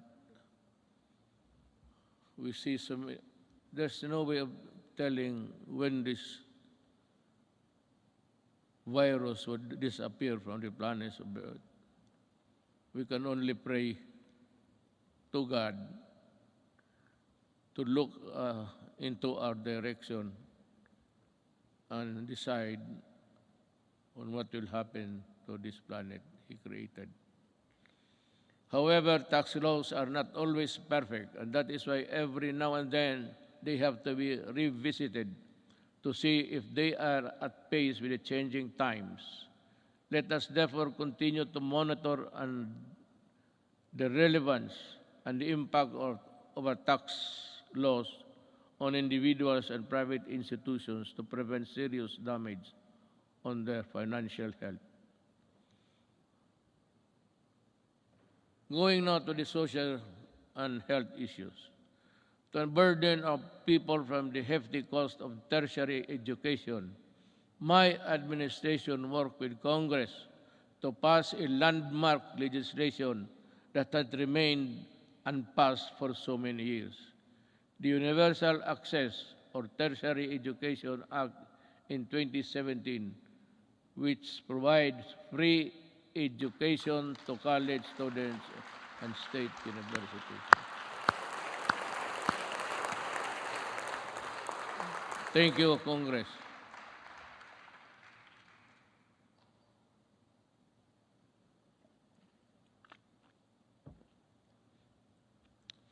We also passed the Universal Health Care Act in 2019. And to supplement this, I also signed into law the Malasakit Centers Act in 2019.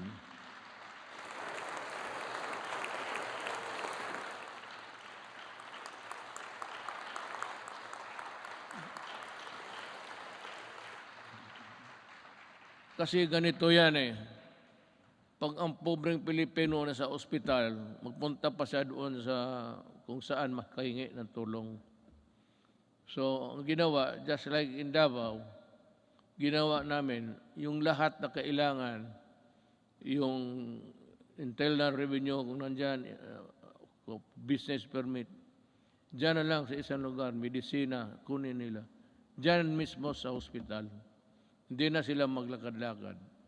And to me, that is one of the most, let me find the right word, a poignant act of Congress and of the Executive Department.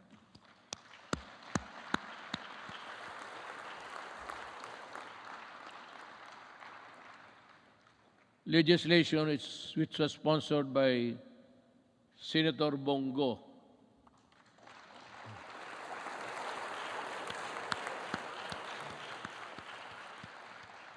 If you feel like standing up, you can, Senator.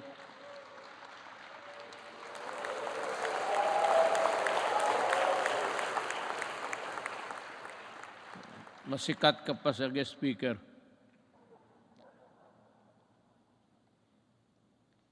Unburden our peoples with the tedious process of going to various agencies and offices in order to avail assistance from government. I am pleased to report that we have already established 130 malasakit centers across the country. That has already helped millions of Filipinos in their hospitalization needs. By establishing malasakit centers all over the country, we have actually leveled the playing field and provide our less fortunate countrymen the medical care they deserve. We will be establishing more, God willing, if we are still around. Sa pagtatag ng malasakit center, hindi po kailangan lumapit at humingi ng tulong sa iba't ibang ahensya ng gobyerno. Ang gobyerno na ang lumalapit sa tao.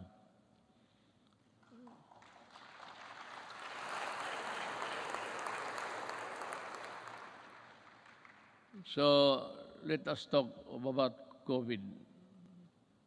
It's mentioned everywhere in the speech, but what's this goddamn virus is? I have to admit, back when I decided to answer your call and run for higher office, never did I imagine that my presidency would not only be judged by how I made good in my campaign promises in fighting illegal drugs, criminality, corruption, but how well I led our nation during the global pandemic. Hindi na ako makapronounce ng buti, baka mayroon na ako. May ambulansya ba dyan? Mukhang iba na ang, I cannot pronounce the words. I hope this is not a symptomatic. Prior to the pandemic, we recorded our lowest debt to GDP ratio since 1986, the highest revenue effort since 1997, the highest credit rating in the country's history, yung sa bangko. Because if your rating is high, it's easy to borrow at maliit lang ang interest. That is the dynamics of a rating by Fitch and Poor, mga ganon. So, and the lowest rates of unemployment and underemployment and poverty, well, it's still there. It is beyond dispute that our economic governance fundamentals were robust when COVID-19 hit us. I am sure that much can be said about the way we took on the daunting challenge of preserving lives while sustaining our momentum towards the developmental, dito na lang ako,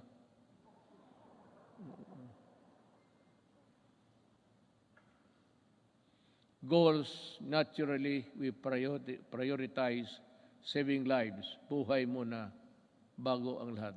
Ibig sabihin, inuna natin yung gastos, yung pera natin sa pandemic. Kinuha ng lahat ng mga budget. Si Dominguez yan. Yun ang ginamit ninyo sa Bayanihan man anto. Doon natin kinuha yung pera. We move quickly to safeguard the well-being of every Filipino through preventive and responsive health and safety measures and broad inclusive social amelioration programs, or SAP. Thanks to the support of Congress, we launched the most extensive social protection program in our country's history with the Bayanihan passage of Bayanihan 1 and Bayanihan 2.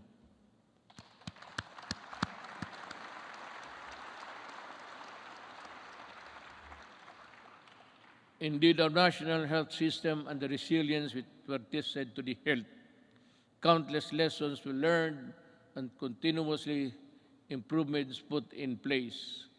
Kahit anong crisis ay kaya malampasan kung tunay na may malasakit at bayanihan. I agree.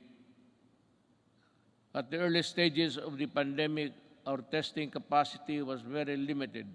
Recognizing the importance of conducting more tests to ensure early detection and timely isolation of confirmed COVID-19 cases, we ramped up our testing capacity. We now have more than 260 accredited laboratories nationwide, which is still capable of conducting at least 50,000 tests daily. All regions now can conduct their own COVID-19 tests.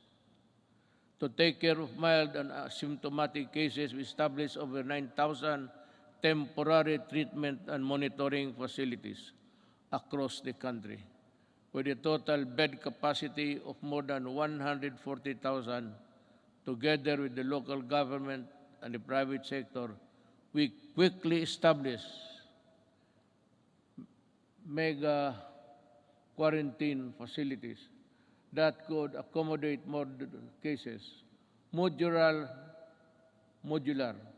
hospitals and quarantine facilities have also been established nationwide, especially in Metro Manila.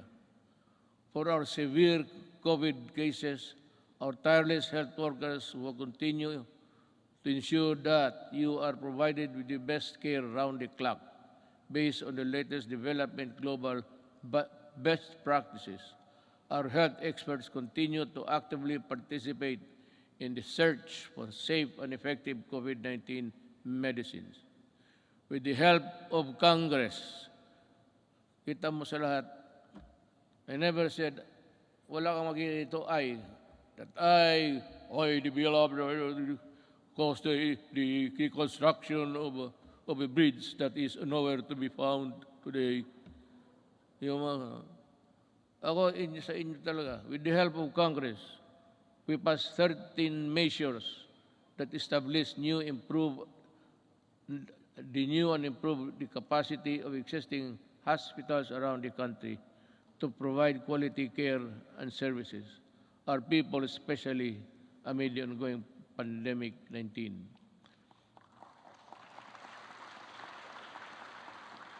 This includes establishing new medical facilities in Mandaluyong City, Bacolod, and Davao Occidental, increasing bed capacities to existing health facilities. In Quezon City, Ilocos Sur, La Union, and Palawan, the upgrading of health facilities in that area to include Leyte. Currently, we have received over 30 million doses of COVID-19 vaccines. We expect to at least receive 36 million vaccines this month, and in August, we have inoculated more than 7 million Filipinos which have received the first dose. At least 17 million. Well, I think the landscape, the health landscape of the country continues to improve as we, with the continuous approval of COVID-19 vaccines, we are ready to boost further our daily vaccination rate. And I also encourage our local government units to hasten their rollout and strengthen their inoculation program. San Juan City, for one, have vaccinated 70% of their population in a month's time. Saludo ako sa inyo at kay Mayor Zamora. We cannot continue living in the shadow of this potent enemy, especially now that science and medicine has proven that it is possible to live, if not entirely defeat this virus. The health and safety protocols we put in place have proven effective in slowing down the spread of virus. But the best solution is still vaccination. Am I to mataas na ba? Kasi kung mataas na, putulin na lang ninyo itong gumagalaw dito. Para sabihin ko, wala naman akong mabasa. Pag matagal na, those who want to go home, raise your right hands.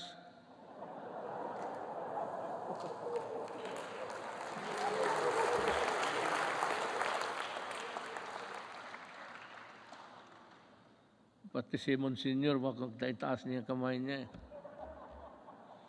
That is why I implore our countrymen who are now in the list of sectors to be inoculated to get vaccinated now.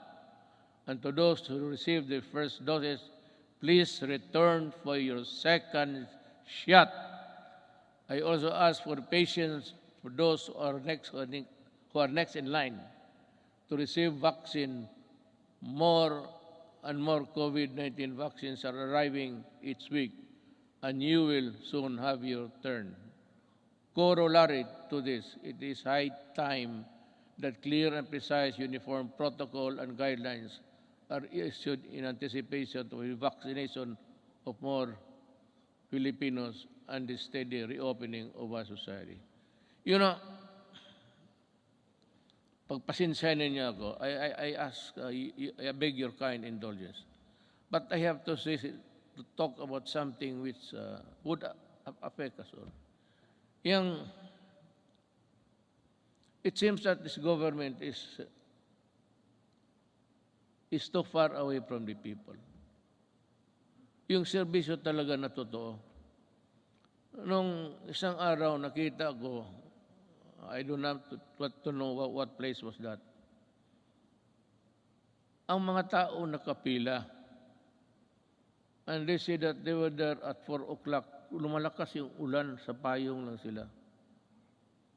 So nanonood ako sa report because I listen to the report every morning. Makukuha mo sa mga radio station yan eh. So I was having breakfast. I was listening to their TV. At nakita ko yung mga tao nakapila doon, malakas ang ulan. Sabi ko,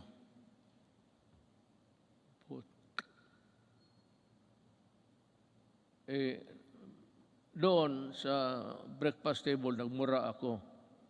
Pero dito, good boy man ako kay may mga religious dyan. Baka I just call on the National Task Force Against COVID-19 to see to it that this happens, the protection. We have spent enormous amounts of resources to build our capacities to overcome this pandemic. We cannot afford more lockdowns, lest our economy bleeds to the point of irreversible damage. Balitan ko, bakit mo papilahin? At sabi kasi doon, libre lahat na, wala nang So nagpuntahan yung mga tao, nagpila, kasi wala nang lista-lista. Pero sabi mo, ito, alas 4 pa sila.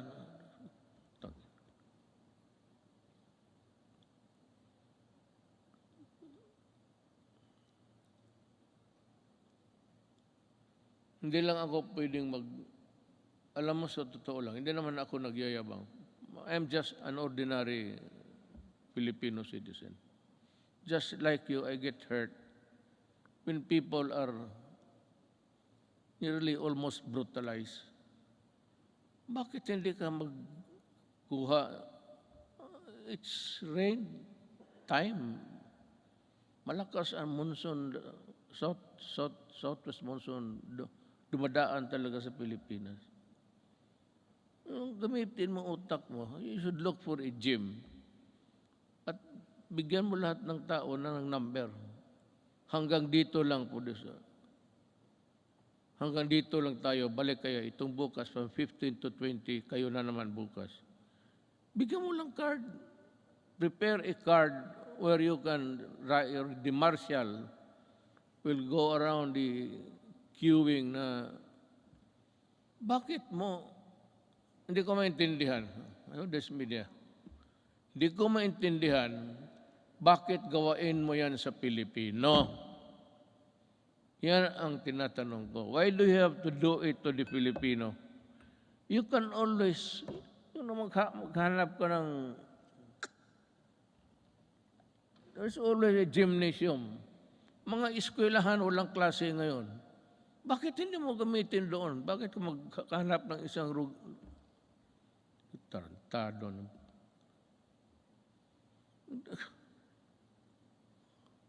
Kaya lang ako, well, it is to my chagrin, because gusto kong lumabas. Itong PSG lang na ito ang, sabihin ko sa inyo, huwag kayong magpresidente. Ito, wala talagang, sabihin ko, maliit ang sweldo. Wala ka. If you're not there really for mag-corrupt ka dyan, well, it would make you a billionaire overnight.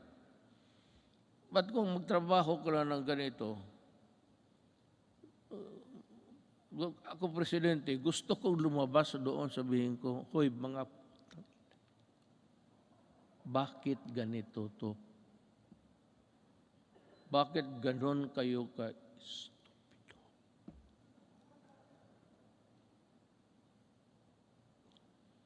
I mean, the Filipino does not deserve it. Even if they are not paying taxes. Because the theory of government is that all money belongs to the people.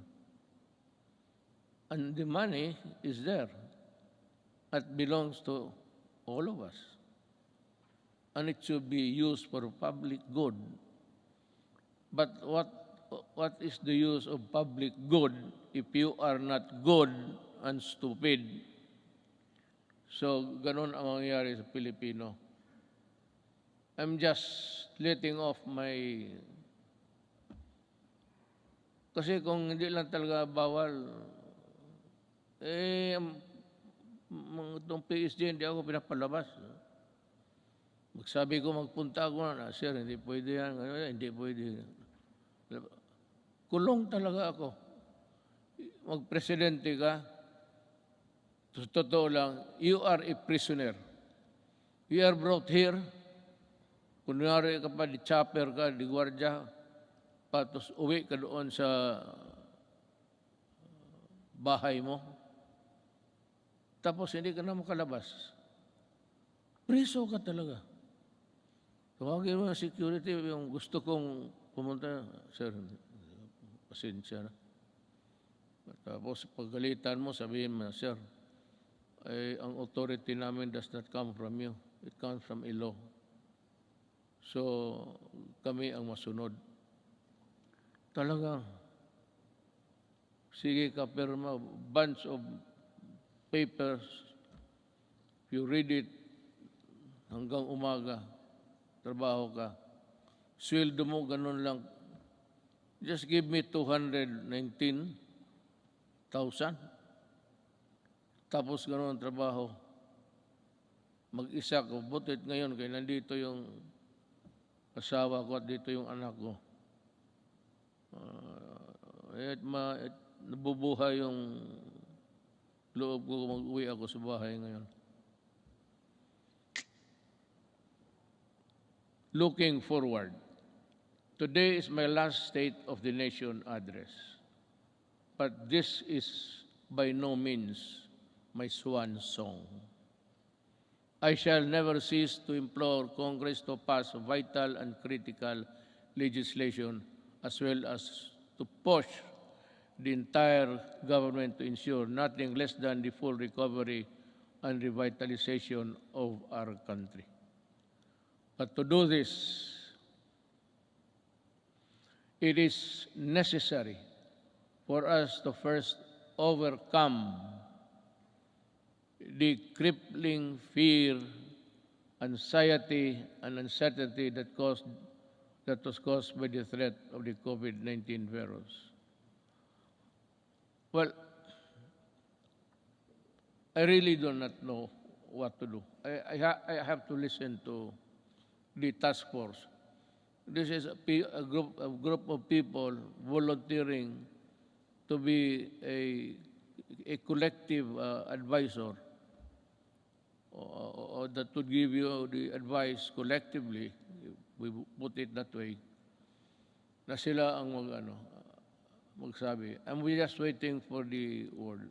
I am referring to COVID-D, Delta.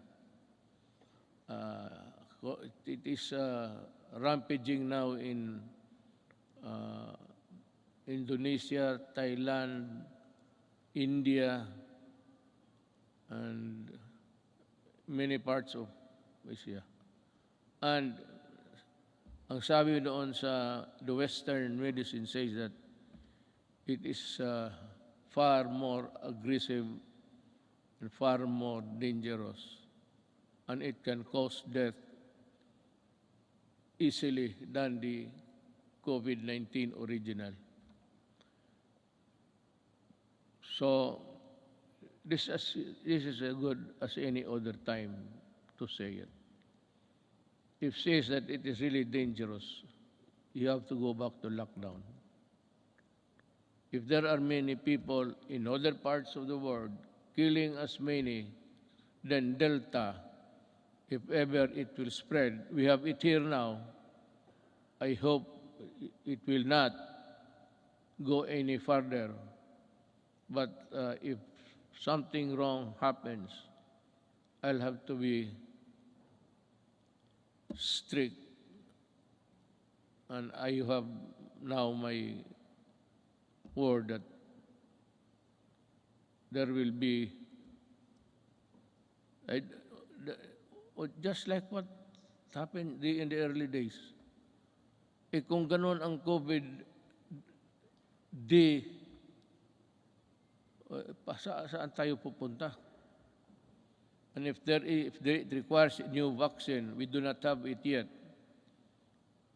I don't know what, maybe we'll just have to pray for salvation. Sabihin natin, Diyos, we have done everything, but this time we are really put hard on these things that happen. Rest assured, we will exert every effort to ensure the lost livelihood of our affected countrymen. I have recently signed an executive order creating a task force that will shepherd the country's national employment recovery strategy. The task force recently partnered with the Employers Federation of the Philippines to implement the reforms Rebound and Recover program that aims to vaccinate qualified workers to fill in more than 1 million jobs. These jobs will be created by business association in the fields of construction, information, technology, POP, and electronic to our business association. Thank you for joining in our effort to bring back lost income opportunities for our workforce. Another important component of our employment recovery strategy is the retooling of our workers to prepare them to better job opportunities. Since the start of the community quarantine, over 1.5 million availed of the TESDA's free online training program. I am directing the National Employment Recovery Strategy Task Force, particularly TESDA, to ensure the upskilling of our workers and increase their employability. I expect the task force to work double time, not only to recoup job losses, but more importantly, to rehabilitate the economy and help our hardest hit sectors. Through COVID-19 assistance to start enterprises or CARES program, we released 988 million pesos worth of loans to over 14,000 enterprises. Bayanihan 1 and Bayanihan 2 released 2.9 billion pesos worth of loans to over 12,000 enterprises, including our displaced OFW enterprises in the tourism sector to help them start or sustain their business amid the pandemic. Along this line, I would like to renew my call to Congress to immediately pass the amendments of priority legislative measures such as the Foreign Investments Act, the Public Service Act, and the Retail and Trade Liberalization Act.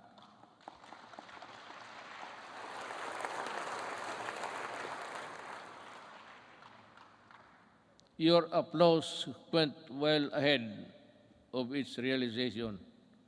You have to work on this, guys, and well, I'm sure that we can have a respite of this contagion in your own little way. Finally, I would like to reiterate my call for Congress again to pass legislation to establish a single agency that shall focus on and respond quickly to the needs and concerns of our OFWs. I pray that our next leaders and our future generations will not squander our natural resources and fight for integrity of our environment in a manner fiercer and more effective than my administration had ever done. The pandemic has taken so much from us as a nation, but like other adversities that tested us time and again, it can never take our courage and resilience and the spirit of Bayanihan 1, rather Bayanihan, and the value of the malasakit are now indelible in us Filipinos. We shall use these gifts to forge ahead towards a better normal. As we come to a point where the risk of COVID-19 transmission can, to a certain extent, be managed, and I'm hopeful that we shall be united in forging ahead towards bringing the country back to its robust growth path. Let me end by adding this particular statements.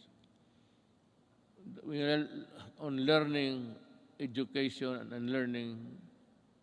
Despite our inability to conduct face-to-face classes during this pandemic, we remain determined to deliver quality and accessible education to all. Creation of the basic educational learning plan. Community plan enabled uninterrupted learning to students in the basic sector while ensuring the teachers' health and safety and well-being. While the pandemic has demonstrated readiness, resourcefulness, and capability of government to serve the Filipino people through the use of ICT and digital services, it has also shown its inherent deficiencies and weaknesses, as such that I ask Congress to pass an e-governance act that will set up transition of government processes to digital age. I'd like to add something on the protection of our overseas Filipinos. I also ask Congress to pass a law creating the Department of Migrant Workers and Overseas Filipinos. Kailangan po ito because they are suffering they suffered not only yesterday but they are still suffering now with so many inadequacies in both our government response and including the monetary assistance. To ensure that there is a department that is solely focused on addressing the needs and taking care of the welfare of our countrymen abroad. Before I end, let me also touch on the environmental protection. It has also been 13 years since the Supreme Court to Mandamos ordered the rehabilitation of Manila Bay. Unfortunately, no immediate substantial action to comply with the Supreme Court's order was undertaken until 2019, when this administration started its long overdue rehabilitation. As of May 2019, all illegally operating open dump sites surrounding Manila Bay has been shut down, while 151 out of 187 LGUs surrounding the bay have now access to sanitary landfill. Establishments have been forced to comply with environmental laws and ordinances, while those who did not have been closed. As a result, pollutants have been slightly reduced, coliform levels also reduced to its barest maximum, are now in its longest levels in years, if not decades. I urge the DENR to sustain the efforts to continue working with our LGUs to restore Manila Bay to its former glory.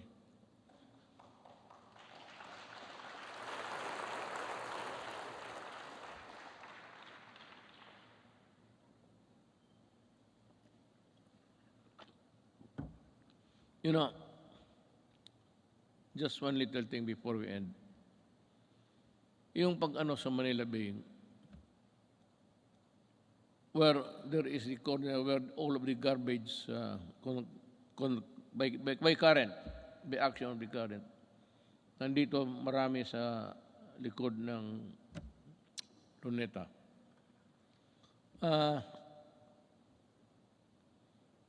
Ginawa natin yan at nilagay tayo itong yung puting basto na which is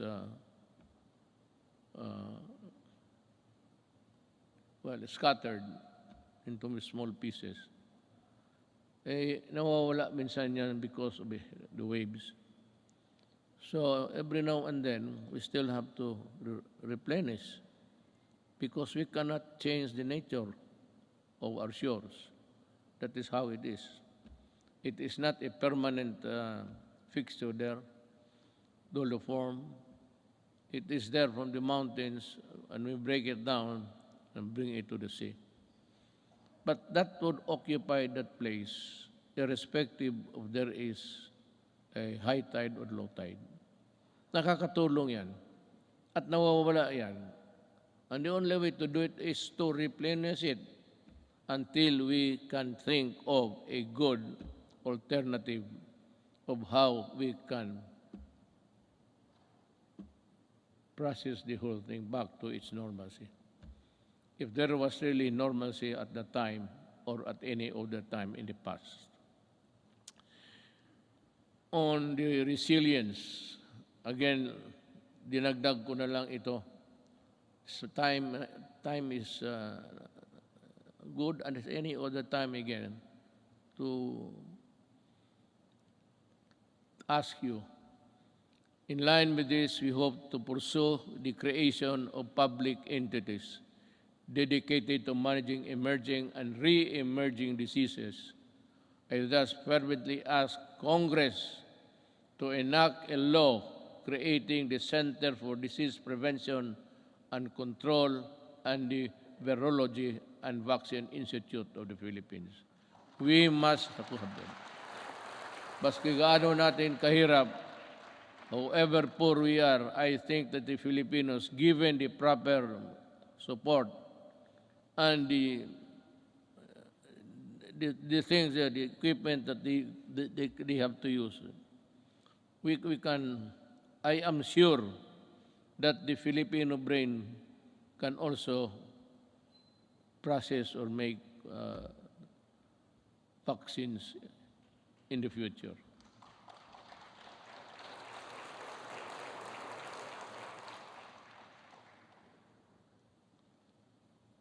Tapos na po yan, ma'am. I ask Congress to pass the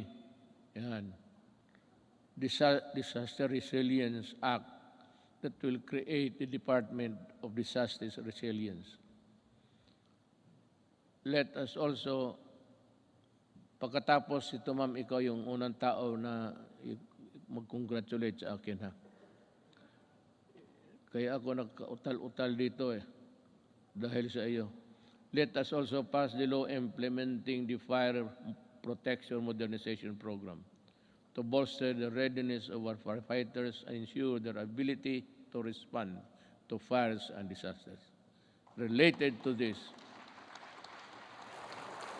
importante ang trabaho ng bombero, maniwala kayo. They must also be there during a disaster happening. Let us also push for the mandatory establishment of education centers in every city, province, and municipality throughout the country, which shall provide the basic needs and assistance to all evacuees during times of emergency. Now, there is now the conclusion. Sabi, ay, salamat. Potsang Duterte ito. The lights go out for this administration 11 months from now.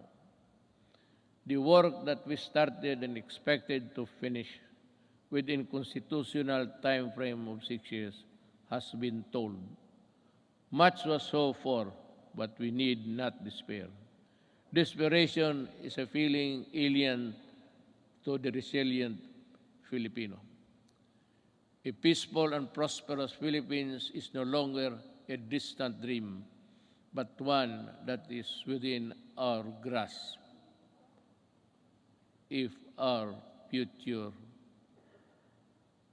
Filipinos would also do it. If they would continue and would seize the opportunity to work together. Malaki ang papasalamat ng mga kababayan natin, lalo na silang sinasabi na mas panatag ang loob nila ngayon. Hindi na nababahala ang mga magulang na lumalabas ang mga anak nila naglalakad sa gabi.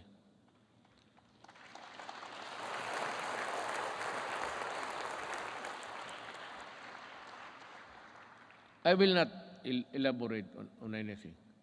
You can draw your conclusion. Alam mo, when the Filipino,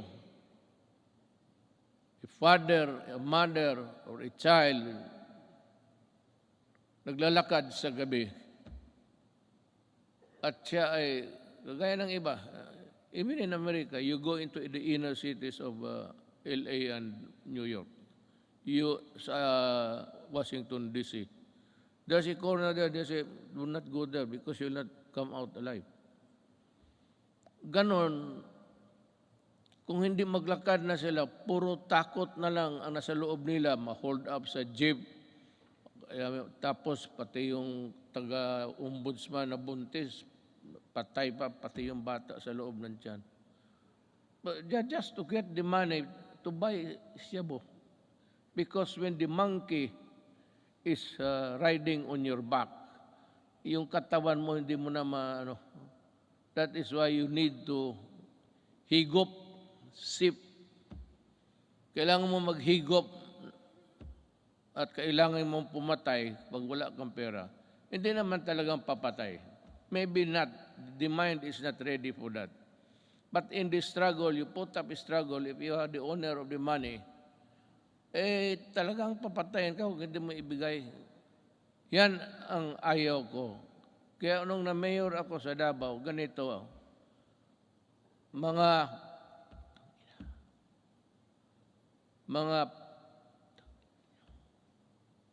umalis kayo sa daan.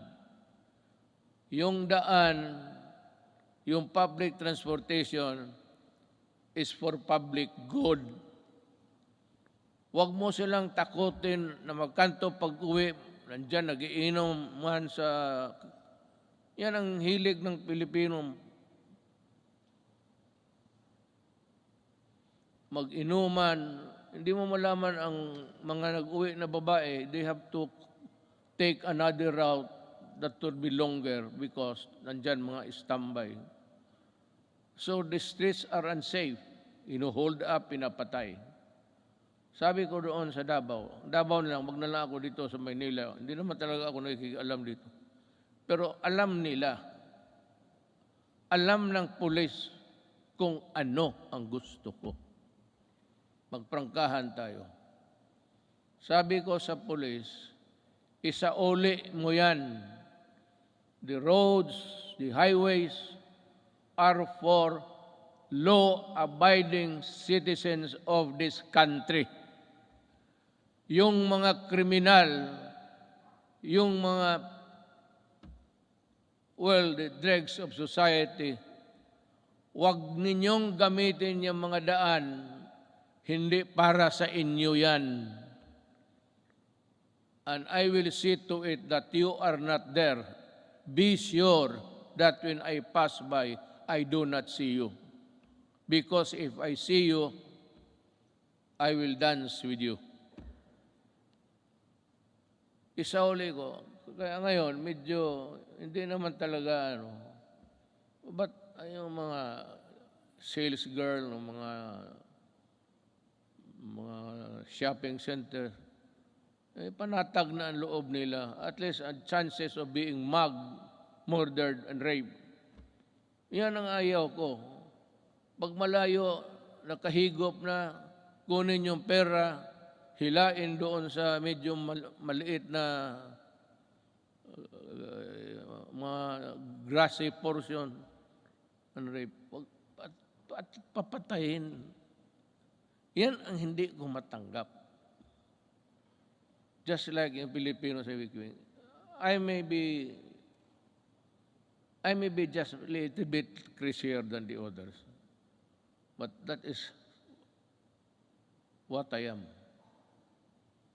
Ayaw ko yung, lalo na magsyabo ka, tapos magpasyal ka kung ano, wala kang makuhang pera, aakyat ka ng bahay. Just like that bank teller. It was raining so hard, just like the rains that we had experienced. It was pouring almost cuts and nails. Ang lakas talaga ng bagsak ng ulan. She went home to knock the door and pump the door loud. But ang parents nilang matanda niyang parents, hindi nakarinig. So anong ginawa nitong mga sa construction workers? Because diyan nga ako galit sa dugay. Nabibili nila mura. So it's 200, 300. Susuyupin nila. At pag nakasuyop ng droga yan, maghanap ng alkohol yan. Sigurado yan. Pag tama ng alkohol, pati yung ng droga, it shrinks the brain. Yung babae, she was just picked up and brought to the construction site near the house. Tapos, ni-rape doon, pinatay, sinunog pa. Oh, yan ang hindi ko talaga maintindihan. I cannot recall yung bata na 3-year-old rapin mo. Ang problema nito, ang nakikita nila, ang patay ng mga kriminal. Well, how about the victims on the other side? Bakit hindi ninyo tignan and see what these criminals have done to our children, to our wives and daughters? May listahan kayo. Ang listahan ninyo doon sa namatay, hindi ba kayo maligaya niya, wala ng kriminal? Pero pag tinre mo dito, ilan ang patay na inosente, pati pulis ko at sundalo na mamatay dyan. Baka akala ninyo kriminal lang. So that is my lamentations, and I just want you to hear. In my 5 years in office, we made real change in governance to the reforms we pursued. However, for this governance,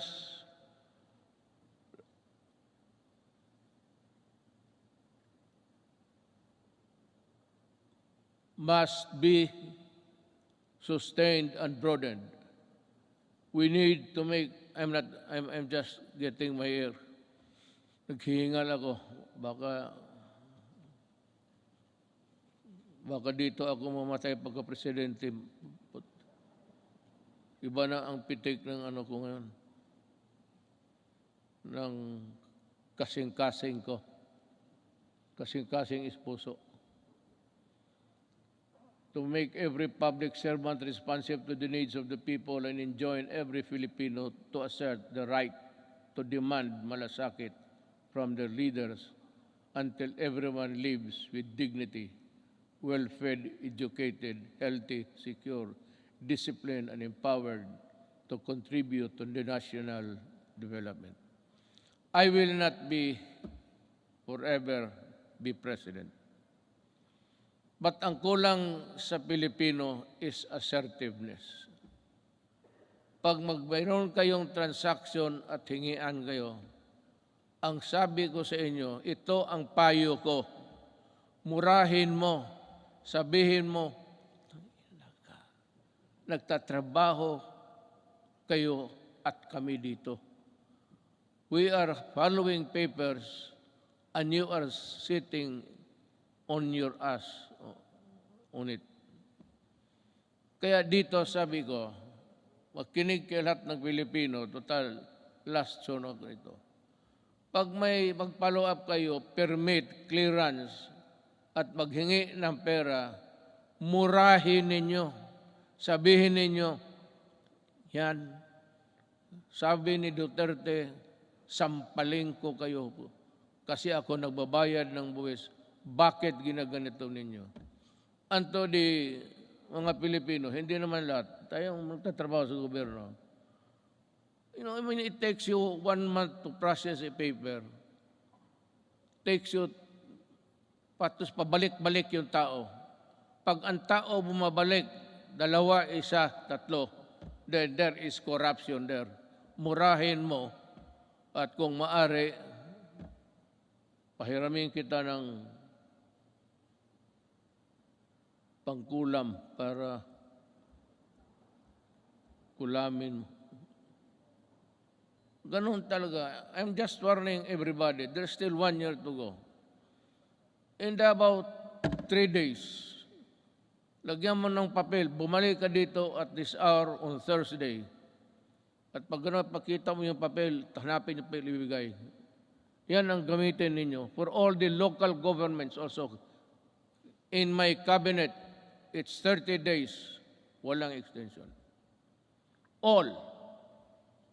Sabi ko, reduce the signing authority from 6, 7 to only 1 or 2. Hindi naman kailangan hindi kailangan magpirma lahat ng empleyado dyan. 1 or 2, yung iba mag-process lang.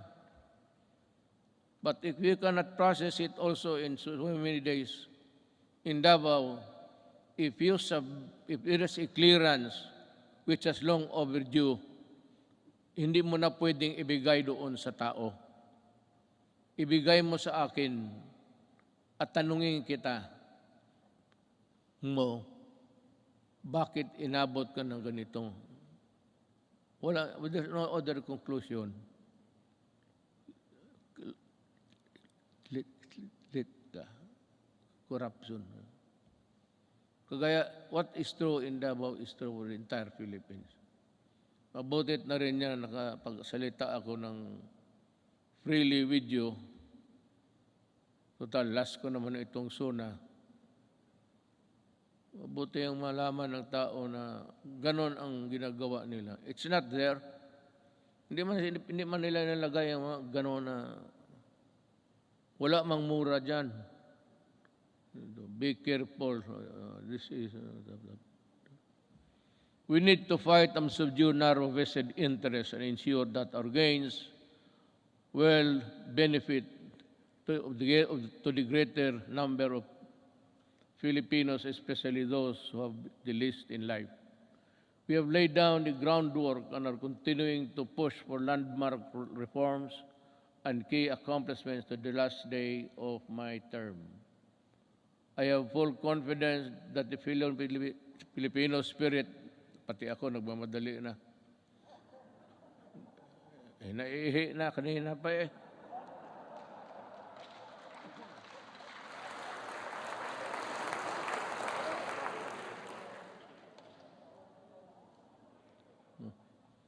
It's a natural human biology, so what's the big deal?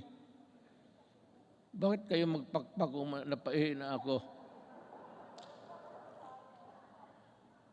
Sa bagay, alam ko rin, nahiya kayo magtindig. Puno ang pila nito pagdating sa CR maya. I have full confidence that the Filipino spirit will persevere and triumph together. And together, let us rise as a nation. Thank you.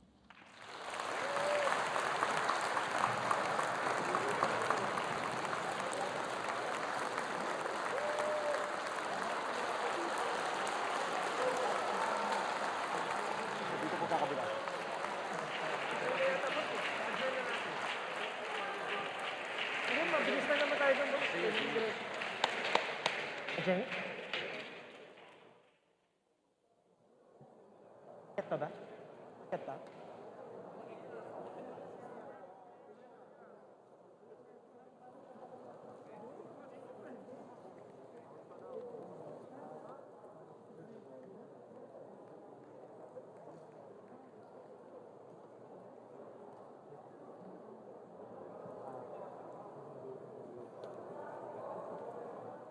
Salamat po sa I am deeply honored. Congratulations.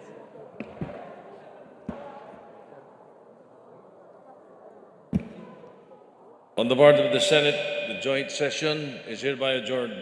The part of the House of Representatives, the joint session is hereby adjourned.